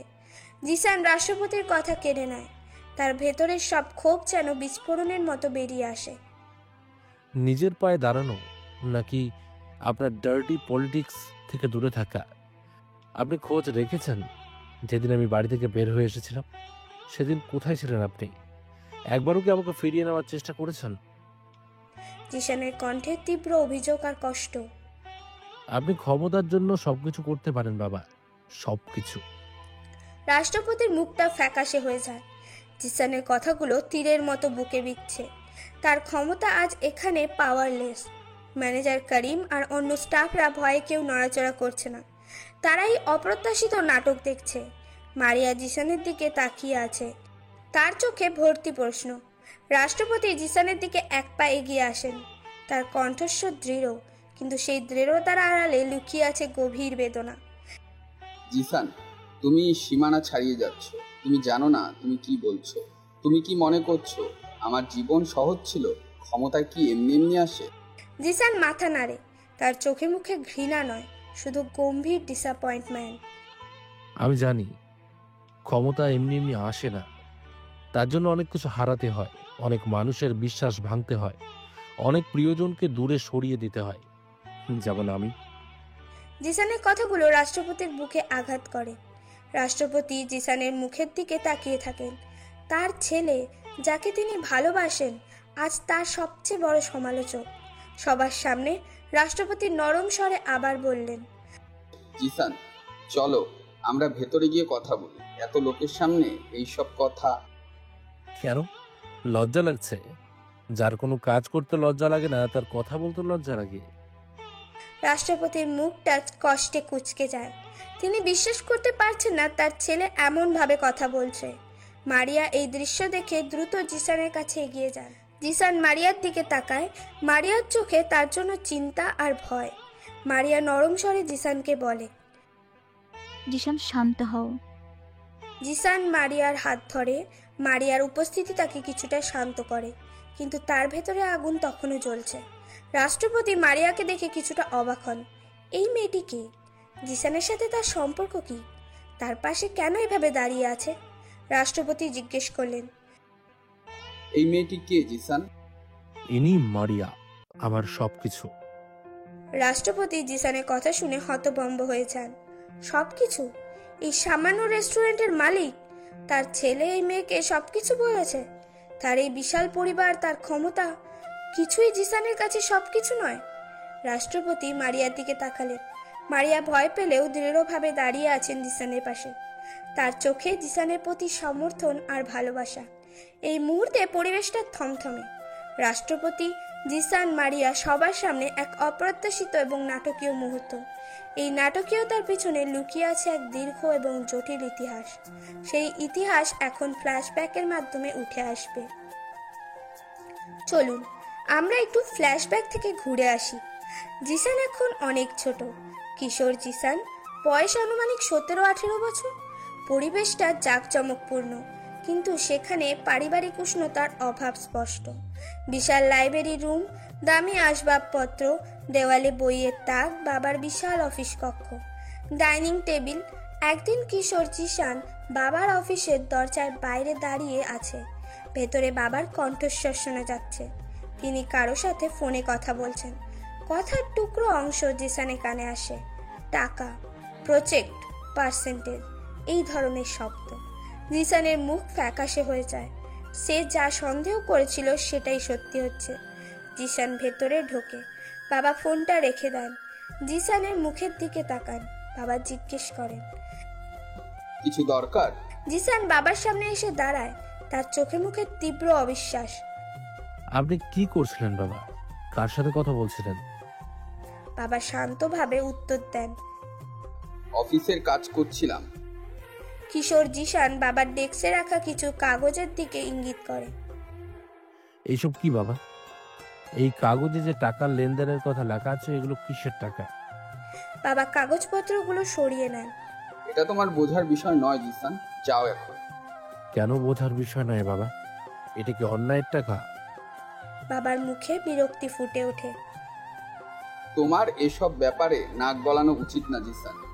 নিজের পড়াশোনায় মনোযোগ দাও। কিশোর জিসান বাবার দিকে তাকিয়ে থাকে। তার মনে হয় তার বাবা তাকে এড়িয়ে যাচ্ছেন, মিথ্যে বলছেন। তার ভেতরের আদর্শবাদী মনটা ধাক্কা খায়। এর কিছুদিন পরেই ডাইনিং টেবিল, রাতে খাবারের সময় মা, বাবা আর কিশোর জিসান খেতে বসেছে। পরিবেশটা শান্ত। মা জিসানকে কিছু খেতে দেন। মা বলেন, আজ সারাদিন কোথায় ছিলে জিসান? তোমাকে খুঁজছিলাম। জিসান উত্তর দেওয়ার আগেই বাবা কিছু ফাইল নিয়ে টেবিলে রাখেন। বাবা বলেন, এই প্রজেক্টটা পেলে আমাদের অনেক লাভ হবে, কিন্তু এর জন্য অনেক টাকা খরচ করতে হবে। মা চিন্তিত মুখে জিজ্ঞেস করেন, কিসের খরচ? সব ঠিকঠাক মতো হচ্ছে তো? সব ঠিকঠাক মানে? রাজনীতিতে সব ঠিকঠাক হয় না, অনেক পথ ঘুরে কাজ করতে হয়। কিশোর জিসান বাবার কথাগুলো শুনেছে। তার মনে প্রশ্ন জাগে, কোন পথ ঘুরে কাজ করতে হয়? কিশোর জিসান জিজ্ঞেস করে, কেমন পথ বাবা? বাবা জিসানের দিকে তাকিয়ে হাসেন। তোমার এসব কূটনীতি বোঝার দরকার নেই, তুমি শুধু পড়াশোনা করো। কিশোর জিসান চুপ করে যায়, কিন্তু তার মনে প্রশ্নগুলো ঘুরপাক খেতে থাকে। কূটনীতি মানে কি অন্যায় কাজ? আরেকদিন কিশোর জিসান লাইব্রেরি রুমে বসে বই পড়ছে। বাবা আসেন। তিনি খুব খুশি মনে আছেন মনে হচ্ছে। বাবা বলেন, জিসান, একটা খুব ভালো খবর আছে, আমরা ওই প্রজেক্টটা পেয়ে গেছি। কিশোর জিসান বাবার দিকে তাকায়, তার মনে সেই টাকার কথা মনে পড়ে। কিশোর জিসান জিজ্ঞেস করে, ওই যে অনেক খরচ করতে হবে বলেছিলে। বাবা হেসে জিকশানের পাশে বসেন। হ্যাঁ, কিন্তু লাভটা অনেক বেশি জানো। শুধু এই একটা প্রজেক্ট থেকে আমরা। বাবা টাকার অঙ্ক বলতে শুরু করেন, যা জিসানের ধারণার বাইরে। কিশোর জিসান চমকে ওঠে। এত টাকা? জিসান জিজ্ঞেস করে। কিন্তু এই টাকাটা তো প্রজেক্টের জন্য বরাদ্দ ছিল, এটা দিয়ে তো মানুষের কাজ হওয়ার কথা ছিল। বাবার মুখে হাসি মিলিয়ে যায়। তিনি জিসানের দিকে গম্ভীর মুখে তাকান। জিসান, এসব কথা এভাবে বলতে নেই, এটাই নিয়ম, সবাই করে, এটাই রাজনীতি। কিশোর জিসান উঠে দাঁড়ায়। তার মনে হয় তার বাবার সাথে তার আকাশ পাতাল তফাৎ। তার বাবার কাছে অন্যায় করাটা নিয়ম। জিসান দৃঢ় কণ্ঠে বলল, এটা নিয়ম হতে পারে না বাবা, এটা দুর্নীতি, এটা অন্যায়। দেশে অনেক গরিব মানুষ রয়েছে যারা একবেলা খেলে আর একবেলার চিন্তায় এদিক সেদিক ঘুরতে থাকে। আপনি তাদের টাকা নিজের পকেটে নিচ্ছেন, এটা কি অন্যায় না? বাবা রাগের চেয়ার ছেড়ে উঠে দাঁড়ান। জিসান, তুমি কি মনে করো তুমি আমার বিচার করবে? আমি তোমার ভালোর জন্য এসব করছি। কিশোর জিসান মাথা নাড়ে। আমার ভালো এতে নেই বাবা, আমার ভালো আপনার সততায়, আপনার সম্মানে। ঝগড়া তীব্র হয়। বাবা তার অবস্থান বোঝানোর চেষ্টা করেন, ক্ষমতা টিকিয়ে রাখার প্রয়োজনীয়তা বলেন। জিসান নীতি আর আদর্শের কথা বলে। তাদের মধ্যে মতপার্থক্য বাড়তে থাকে। মা এসে তাদের থামানোর চেষ্টা করেন, কিন্তু পারেন না। আরো কিছুদিন পর কিশোর জিসানের ঘর। রাতের গভীর সময় কিশোর জিসান তার ঘরে একা বসে আছে। তার চোখ দিয়ে জল গড়িয়ে পড়ছে। বাবার সাথে তার আদর্শের এত সংঘাত সে মেনে নিতে পারছে না। তার দেখা বাবা আর আসল বাবার মধ্যে কোনো মিল নেই। সে ভাবতে থাকে এই পরিবেশে সে কিভাবে থাকবে, যেখানে নীতির কোনো মূল্য নেই। তার দম বন্ধ হয়ে আসে। সে আলমারি থেকে ছোট ব্যাগটা বের করে। তার মন বলছে তাকে এখান থেকে চলে যেতে হবে। এই বাড়ি, এই পরিবেশ তার জন্য নয়। রাষ্ট্রপতির বিশাল বাসভবনের গেট এবং ভেতরের বিভিন্ন স্থান। রাত যখন গভীর, কিশোর জিসান ছোট ব্যাগ হাতে নিয়ে গেটের দিকে হেঁটে যাচ্ছে। মা আর বাবা পেছনে পেছনে ছুটছেন। মায়ের পরনে রাতের পোশাক, তিনি খালি পায়ে দৌড়ে আসছেন। মা চিৎকার করে কাঁদছেন, তার কণ্ঠ ভেঙে যাচ্ছে। জিসান, না বাবা, যেও না, আমাকে ছেড়ে যেও না। বাবা জিসানের কাছে এসে তার হাত ধরে যান। জিসান, দাঁড়াও। বাবা জিসানের কাছে এসে তার হাত ধরতে যান। কিশোর জিসান বাবার হাত ছাড়িয়ে নেয়। তার চোখে জল, কিন্তু মুখে দৃঢ় সংকল্প। কিশোর জিসান বলল, আমি চলে যাচ্ছি বাবা, যেখানে নীতি নেই সেখানে আমি থাকতে পারবো না। আপনার এই হারাম সম্পত্তির প্রতি আমার কোনো ইন্টারেস্ট নেই। মা জিসানকে জড়িয়ে ধরার চেষ্টা করেন। আমার সোনা বাবা, কোথায় তুমি যাবে? কে দেখবে তোমাকে? কিশোর জিসান মাকে জড়িয়ে ধরে। তার কষ্ট হচ্ছে মাকে ছেড়ে যেতে, কিন্তু তার নীতির কাছে এই কষ্ট তুচ্ছ। কিশোর জিসান মায়ের কাছ থেকে নিজেকে ছাড়িয়ে নেয়, বাবার দিকে তাকায়। কিশোর জিসান দৃঢ় কণ্ঠে বলল, আপনার কোনো সাহায্য আমার লাগবে না বাবা, আমি নিজের পথ নিজেই খুঁজে নেব। জিসান গেট খুলে বেরিয়ে যায়। মা গেটের মুখে দাঁড়িয়ে চিৎকার করে কাঁদতে থাকে। বাবা সেখানে দাঁড়িয়ে জিসানের চলে যাওয়া দেখেন। তার মুখে রাগ, অবিশ্বাস এবং হারানোর ভয়। তিনি বিশ্বাস করতে পারছেন না তার ছেলে তাকে ছেড়ে এভাবে চলে গেল। জিসান চলে যাওয়ার পরে কয়েকদিন মা জিসান চলে যাওয়ার পর একদম ভেঙে পড়েছেন। তিনি খাওয়া দাওয়া ছেড়ে দিয়েছেন, সারাক্ষণ কান্নাকাটি করছেন। ড্রয়িং রুমে সোফায় বসে আছেন, তার চোখ ফোলা। আমার জিসানটা কোথায় গেল? কেন চলে গেল এইভাবে? ওর যদি কিছু হয় আমি কি করব? বাবা মায়ের পাশে বসে আছেন। তিনি নিজেও চিন্তিত। জিসান চলে যাওয়ার পর তার ভেতরে অশান্তি বেড়েছে। মা বাবার দিকে তাকিয়ে তীব্র কণ্ঠ বলে, তুমি ওকে যেতে দিলে কেন? তুমি কেন ওর কথা শুনলে না? তোমার ক্ষমতা, তোমার টাকা, সব তোমার সব কিছু তোমার ছেলের চেয়েও বেশি। বাবা মায়ের কথার কোনো উত্তর দিতে পারে না। তিনি বুঝতে পারেন মায়ের কষ্টটা কতটা, আর এই কষ্টের জন্য তিনিই দায়ী। মা বাবার হাত ধরে অনুনয় করেন, যাও জিসানকে খুঁজে বের করো, যেখানে খুঁজে পাও সেখান থেকে ওকে ফিরিয়ে আনো। আমি ওকে ছাড়া বাঁচবো না। বাবা মনে অনুশোচনা তীব্র হয়। তিনি রিয়ালাইজ করেন ক্ষমতার মোহে তিনি কতটা ভুল পথে চলে গিয়েছিলেন।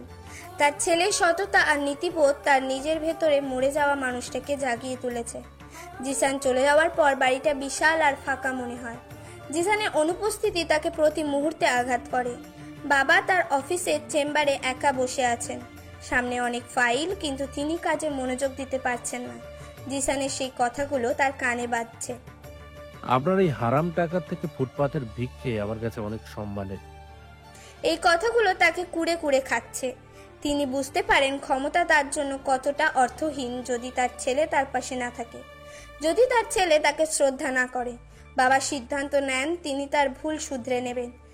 জিসান যেমন বাবা চেয়েছিল তিনি তেমন বাবা হওয়ার চেষ্টা করবেন। দুর্নীতির পথ থেকে তিনি নিজেকে সরিয়ে নেবেন, দেশের মানুষের জন্য সত্যিই ভালো কাজ করবেন। হয়তো এতে তার ক্ষমতা কিছুটা কমবে, কিন্তু তিনি আত্মসম্মান ফিরে পাবেন। আর হয়তো একদিন জিসানও তার ভুল বুঝতে পারবে, তাকে ক্ষমা করে দেবে। এরপর থেকে বাবার মধ্যে পরিবর্তন আসতে শুরু করে। তার কথাবার্তা, তার কাজ, সবকিছুতে সততার ছাপ দেখা যায়। তিনি জনগণের জন্য কল্যাণমূলক কাজ শুরু করেন। ধীরে ধীরে তার জনপ্রিয়তা বাড়ে, তার রাজনৈতিক জীবনে নতুন মোড় আসে। একসময় তিনি দেশের রাষ্ট্রপতি নির্বাচিত হন, কিন্তু তার ভেতরের একটা জায়গা সবসময় ছেলের অনুপস্থিতির কষ্টটা থেকে যায়। তিনি জিসানকে খুঁজতে থাকেন, গোপনে তার খোঁজ খবর নিতে থাকেন, কিন্তু তার দেখা পান না। ছেলের খোঁজ না পাওয়াটা তাকে আরো বেশি করে ভালো কাজ করতে মোটিভেট করে। তিনি চেয়েছিলেন জিসান যখনই তার খোঁজ পাবে তখনই যেন বাবার জন্য গর্ব অনুভব করে, ঘৃণা নয়। এইভাবেই 6 বছর কেটে যায়। ফ্ল্যাশব্যাক শেষ। বর্তমান। রেস্টুরেন্টের ভেতর জিসান আর রাষ্ট্রপতি একে অপরের সামনে দাঁড়িয়ে। মারিয়া জিসানের পাশে দাঁড়িয়ে, ম্যানেজার করিম এবং অন্যান্য স্টাফরা ভয়ে ভয়ে পরিস্থিতি দেখছে। জিসানের এবং রাষ্ট্রপতির কাছে সেই ফ্ল্যাশব্যাকের সব ইমোশন, কষ্ট, অভিমান, অনুশোচনা, বাবা ছেলের ভালোবাসার অব্যক্ত বেদনা স্পষ্ট। রাষ্ট্রপতি জিসানের দিকে তাকিয়ে থাকেন, তার মুখে সেই পুরনো কষ্ট আর নতুন করে ছেলেকে ফিরে পাওয়ার আশা। তার চোখ দিয়ে প্রায় জল চলে আসে। রাষ্ট্রপতি নরম স্বরে বলেন, জিসান, আমি জানি তোমার ভেতরে অনেক কষ্ট জমা হয়ে আছে। তার কণ্ঠ আবেগে ভেঙে আসে। তিনি আর কথা বলতে পারেন না। জিসানের চোখে জল গড়িয়ে পড়ে। বাবার মুখের দিকে তাকিয়ে তার অতীতের সব কষ্ট, রাগ, অভিমান একসাথে তার উপর ভর করে। তার মনে পড়ে যায় মায়ের কান্নার মুখটা। সে বুঝতে পারে শুধু সে একা কষ্ট পায়নি, তার বাবা মাও কষ্ট পেয়েছেন। জিসান আর কথা বলতে পারে না, তার ভেতরের আবেগ বাঁধ ভেঙে বের হতে যায়। রাষ্ট্রপতি তার দিকে হাত বাড়ান। জিসান তার বাবার দিকে তাকিয়ে থাকে। তার ভেতরের যে তার অভিমান ধীরে ধীরে গলে যাচ্ছে। বাবার চোখে সে পুরনো ক্ষমতা বা রাগ দেখছে না, দেখছে একজন পিতাকে, যিনি তার ছেলেকে অনেক দিন পর খুঁজে পেয়েছেন। মারিয়া জিসানের হাত শক্ত করে ধরে, তার চোখে সহানুভূতি। সে হয়তো পুরোটা না বুঝলেও বাবা ছেলের এই পুনর্মিলনের মুহূর্তে আবেগটা অনুভব করতে পারছে। সবার সামনে বাবা আর ছেলের এই অপ্রত্যাশিত এবং ঐতিহাসিক পুনর্মিলনের মুহূর্ত। এক পিতা তার হারানো ছেলেকে খুঁজে পেয়েছে, এক ছেলে তার অভিমানী বাবার মুখোমুখি দাঁড়িয়ে। রেস্টুরেন্টের ভেতরে উত্তেজনাপূর্ণ পরিস্থিতি কিছুটা শান্ত হয়েছে। রাষ্ট্রপতি জিসান এবং মারিয়াকে নিয়ে ম্যানেজার করিম মারিয়ার অফিসে গিয়ে গেছেন। প্রোটোকলের লোকজন বাইরে পাহারায় আছে। স্টাফরা বাইরে দাঁড়িয়ে ফিসফিস করছে। সবার চোখ মুখে বিস্ময় আর কৌতূহল। মারিয়ার অফিস কক্ষ। রাষ্ট্রপতি একটি চেয়ারে বসেছেন, জিসান তার সামনে দাঁড়িয়ে আছে, তার পাশে মারিয়া। পরিবেশটা এখনো গম্ভীর, কিছুক্ষণ নীরবতা। রাষ্ট্রপতি জিসানের দিকে তাকিয়ে থাকেন, তার চোখে মুখে গভীর বেদনা আর অনুশোচনা। তিনি দীর্ঘশ্বাস ফেলেন। রাষ্ট্রপতি শান্ত কণ্ঠে বললেন, আমাকে দেখে তোমার পুরনো সব অভিমান হয়তো আবার জেগে উঠছে। তার কণ্ঠস্বর আবেগে কাঁপছে। জিসান বাবার মুখের দিকে তাকিয়ে থাকে, তার ভেতরের কষ্টটা কেউ বুঝতে পারছে। এই অনুভবটা নতুন। রাষ্ট্রপতি আবার বলতে শুরু করেন, তার কণ্ঠস্বর আরো নরম হয়ে আসে। আমি জানি আমি তোমার কাছে অপরাধী। যে বাবার উচিত ছিল সন্তানের আদর্শ হওয়া, সেই বাবাই তোমার চোখে অপরাধী হয়ে গিয়েছে।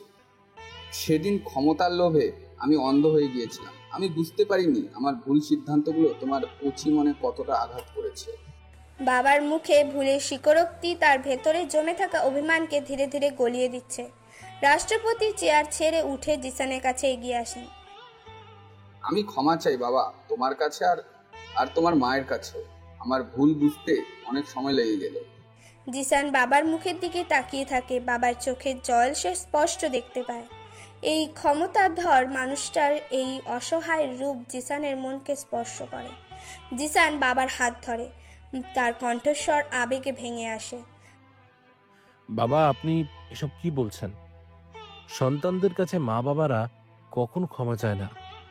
আপনি আপনার ভুল বুঝতে পেরেছেন, এটাই অনেক।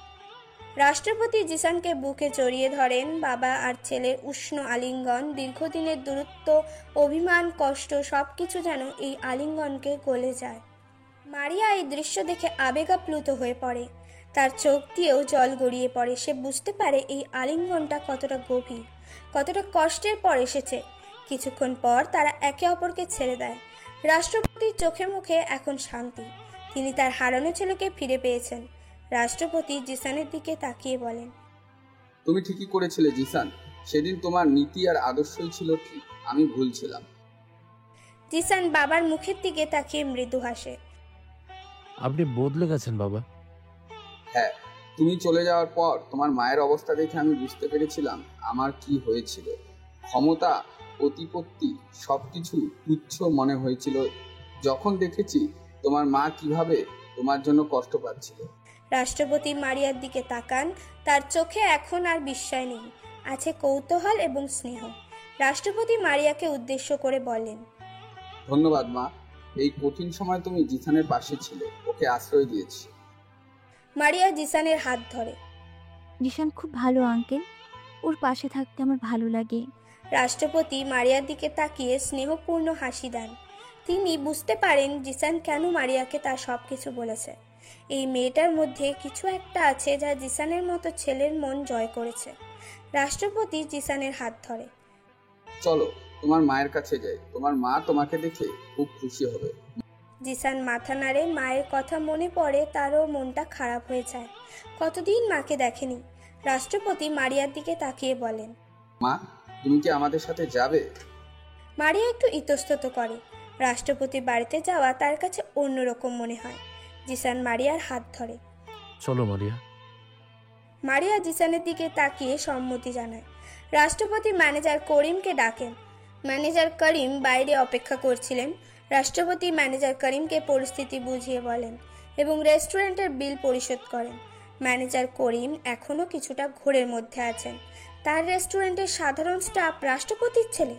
রাষ্ট্রপতি জিসান এবং মারিয়াকে নিয়ে রেস্টুরেন্ট থেকে বের হয়ে আসেন। বাইরের প্রোটোকলের লোকজন অবাক হয়ে তাদের দিকে তাকায়। জিসানকে রাষ্ট্রপতির সাথে বের হতে দেখে সবার বিস্ময় আরও বাড়ে। মারিয়াও তাদের সাথে যাচ্ছে দেখে সবাই অবাক হয়। তারা গাড়ির দিকে এগিয়ে যায়। জিসান তার বাবার সাথে একই গাড়িতে ওঠে। মারিয়া অন্য একটি গাড়িতে ওঠেন। দীর্ঘদিনের দূরত্ব ঘুচে গিয়ে বাবা ছেলে নতুন পথ চলা শুরু হয়। কিছুদিন কেটে যায়। রেস্টুরেন্টে সব কিছু স্বাভাবিক হয়ে গেছে, কিন্তু সেই দিনের ঘটনা কেউ ভোলেনি। স্টাফদের কাছে জিসান এখন এক অন্য পরিচয়ে পরিচিত।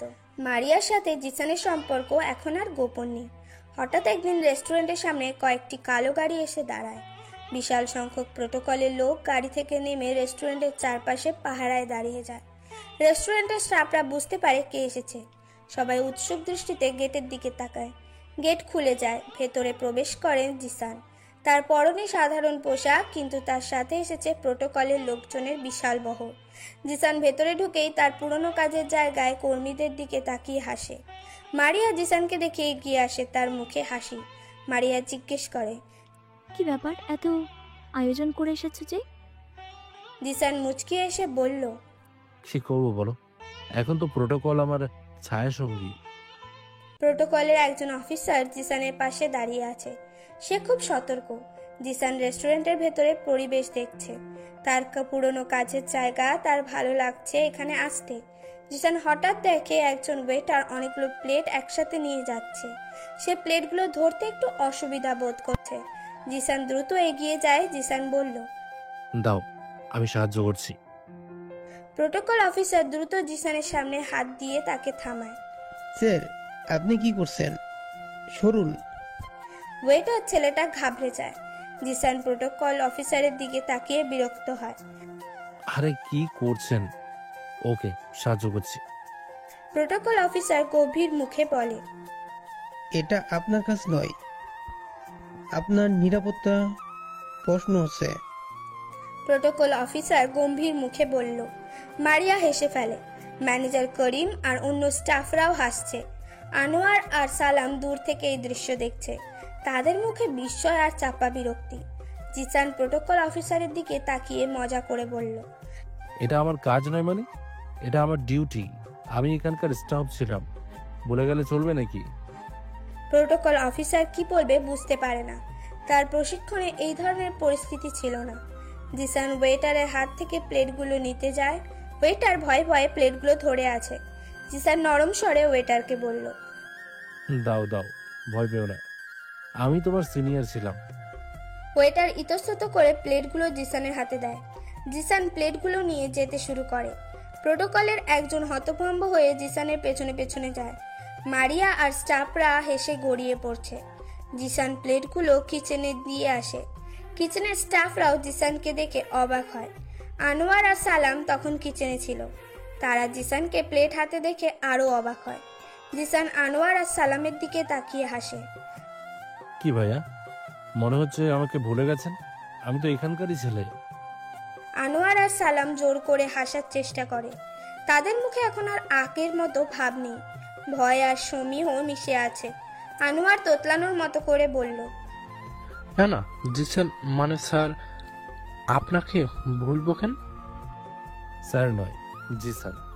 এখানে আমি জিসানই আছি। প্রোটোকল অফিসার আবার কাছে আসে। স্যার চলুন, এখানে কেন দাঁড়িয়ে আছেন?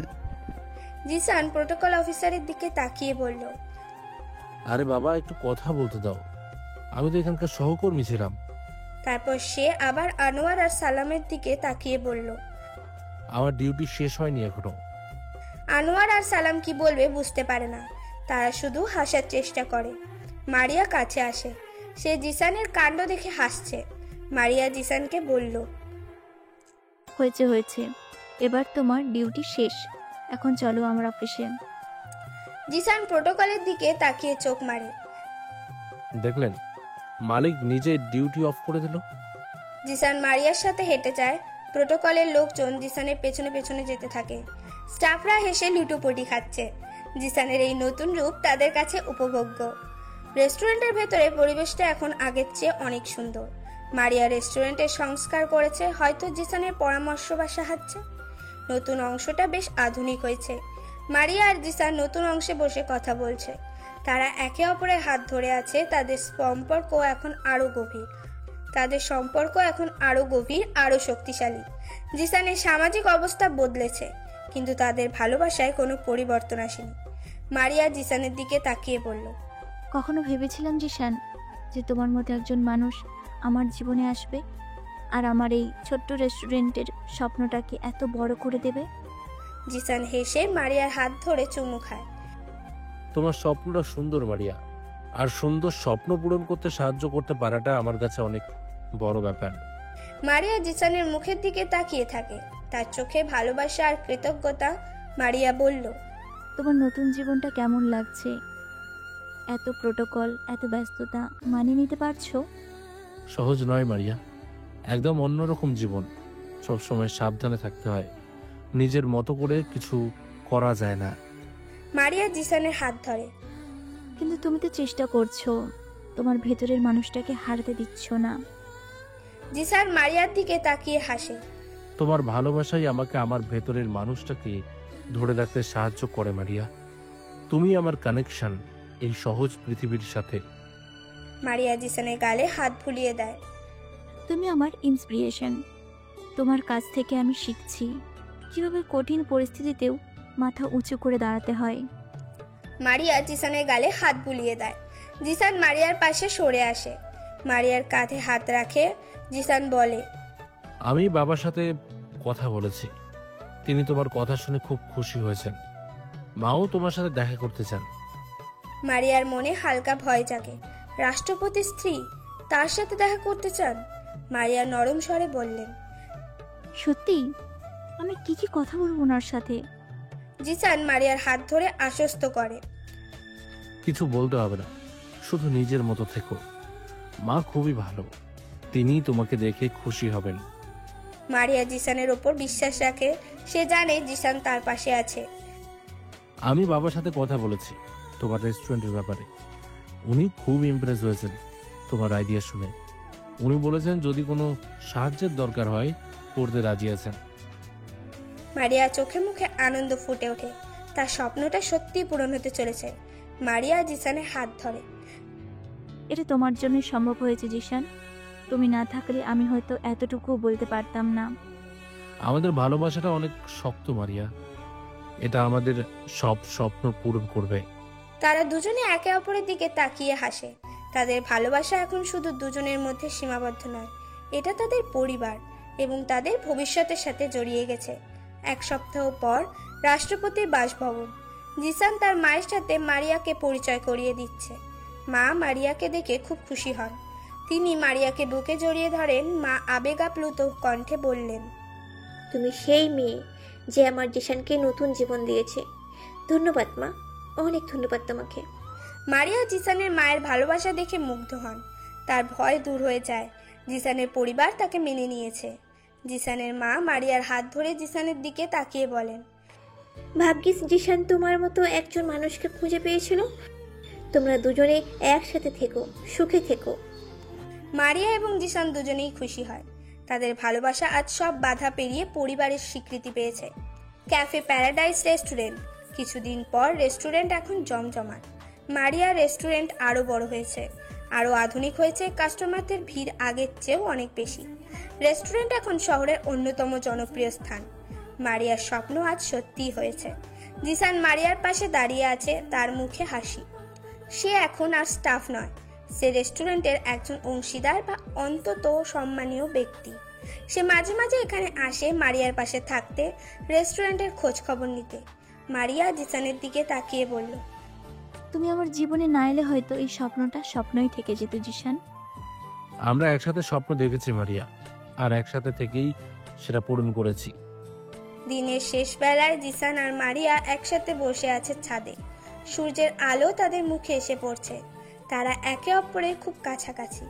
তাদের মুখে হাসি। তাদের সম্পর্ক আজ পূর্ণতা পেয়েছে। জিসান তার অতীতের কষ্ট ভুলতে পেরেছে। সে এখন একজন সম্মানিত মানুষ, রাষ্ট্রপতির ছেলে, কিন্তু তার অহংকার নেই। তার পাশে মারিয়া আছে, তার ভালোবাসা। মারিয়া জিসানের কাঁধে মাথা রাখে। আমাদের গল্পটা খুব অদ্ভুত, তাই না জিসান? হ্যাঁ, একটা মিথ্যা অপবাদ দিয়ে শুরু হয়ে এত কঠিন পথের পর আজ আমরা এখানে। মারিয়া মাথা তোলে, জিসানের চোখের দিকে তাকায়। কিন্তু সব কষ্টের পর আমরা ভালোবাসা খুঁজে পেয়েছি। জিসান মারিয়াকে কাছে টেনে নেয়। সবাই ভালোবাসা খুঁজে পায় না মারিয়া, আমরা ভাগ্যবান। তারা দুজনে একসাথে বসে সূর্যাস্ত দেখে। তাদের ভবিষ্যতের সূর্যোদয়ের সাক্ষী হয়। জিসানের অতীতের কষ্ট, মারিয়ার ভালোবাসা, রাষ্ট্রপতির পরিবর্তন, পরিবারের মিলন, সবকিছু মিলে তাদের জীবন আজ পরিপূর্ণ। তারা সুখে আছে। গল্পের এখানেই শুভ সমাপ্তি। প্রিয় শ্রোতা বন্ধুরা, আমাদের গল্পটি এখানে শেষ হচ্ছে। তো আপনাদের গল্পটি কেমন লাগলো অবশ্যই কমেন্ট করে জানাতে ভুলবেন না। এছাড়া এখনো পর্যন্ত যারা আমাদের চ্যানেলটিকে সাবস্ক্রাইব করেননি, প্লিজ সাবস্ক্রাইব করুন এবং পাশে থাকা বেল আইকনটি প্রেস করুন, যাতে সবার আগে আপনার কাছে নোটিফিকেশন পৌঁছে যায়। তো বন্ধুরা, আজকের মতো এ পর্যন্তই। দেখা হচ্ছে পরবর্তী গল্পে। ততক্ষণ ভালো থাকবেন, সুস্থ থাকবেন।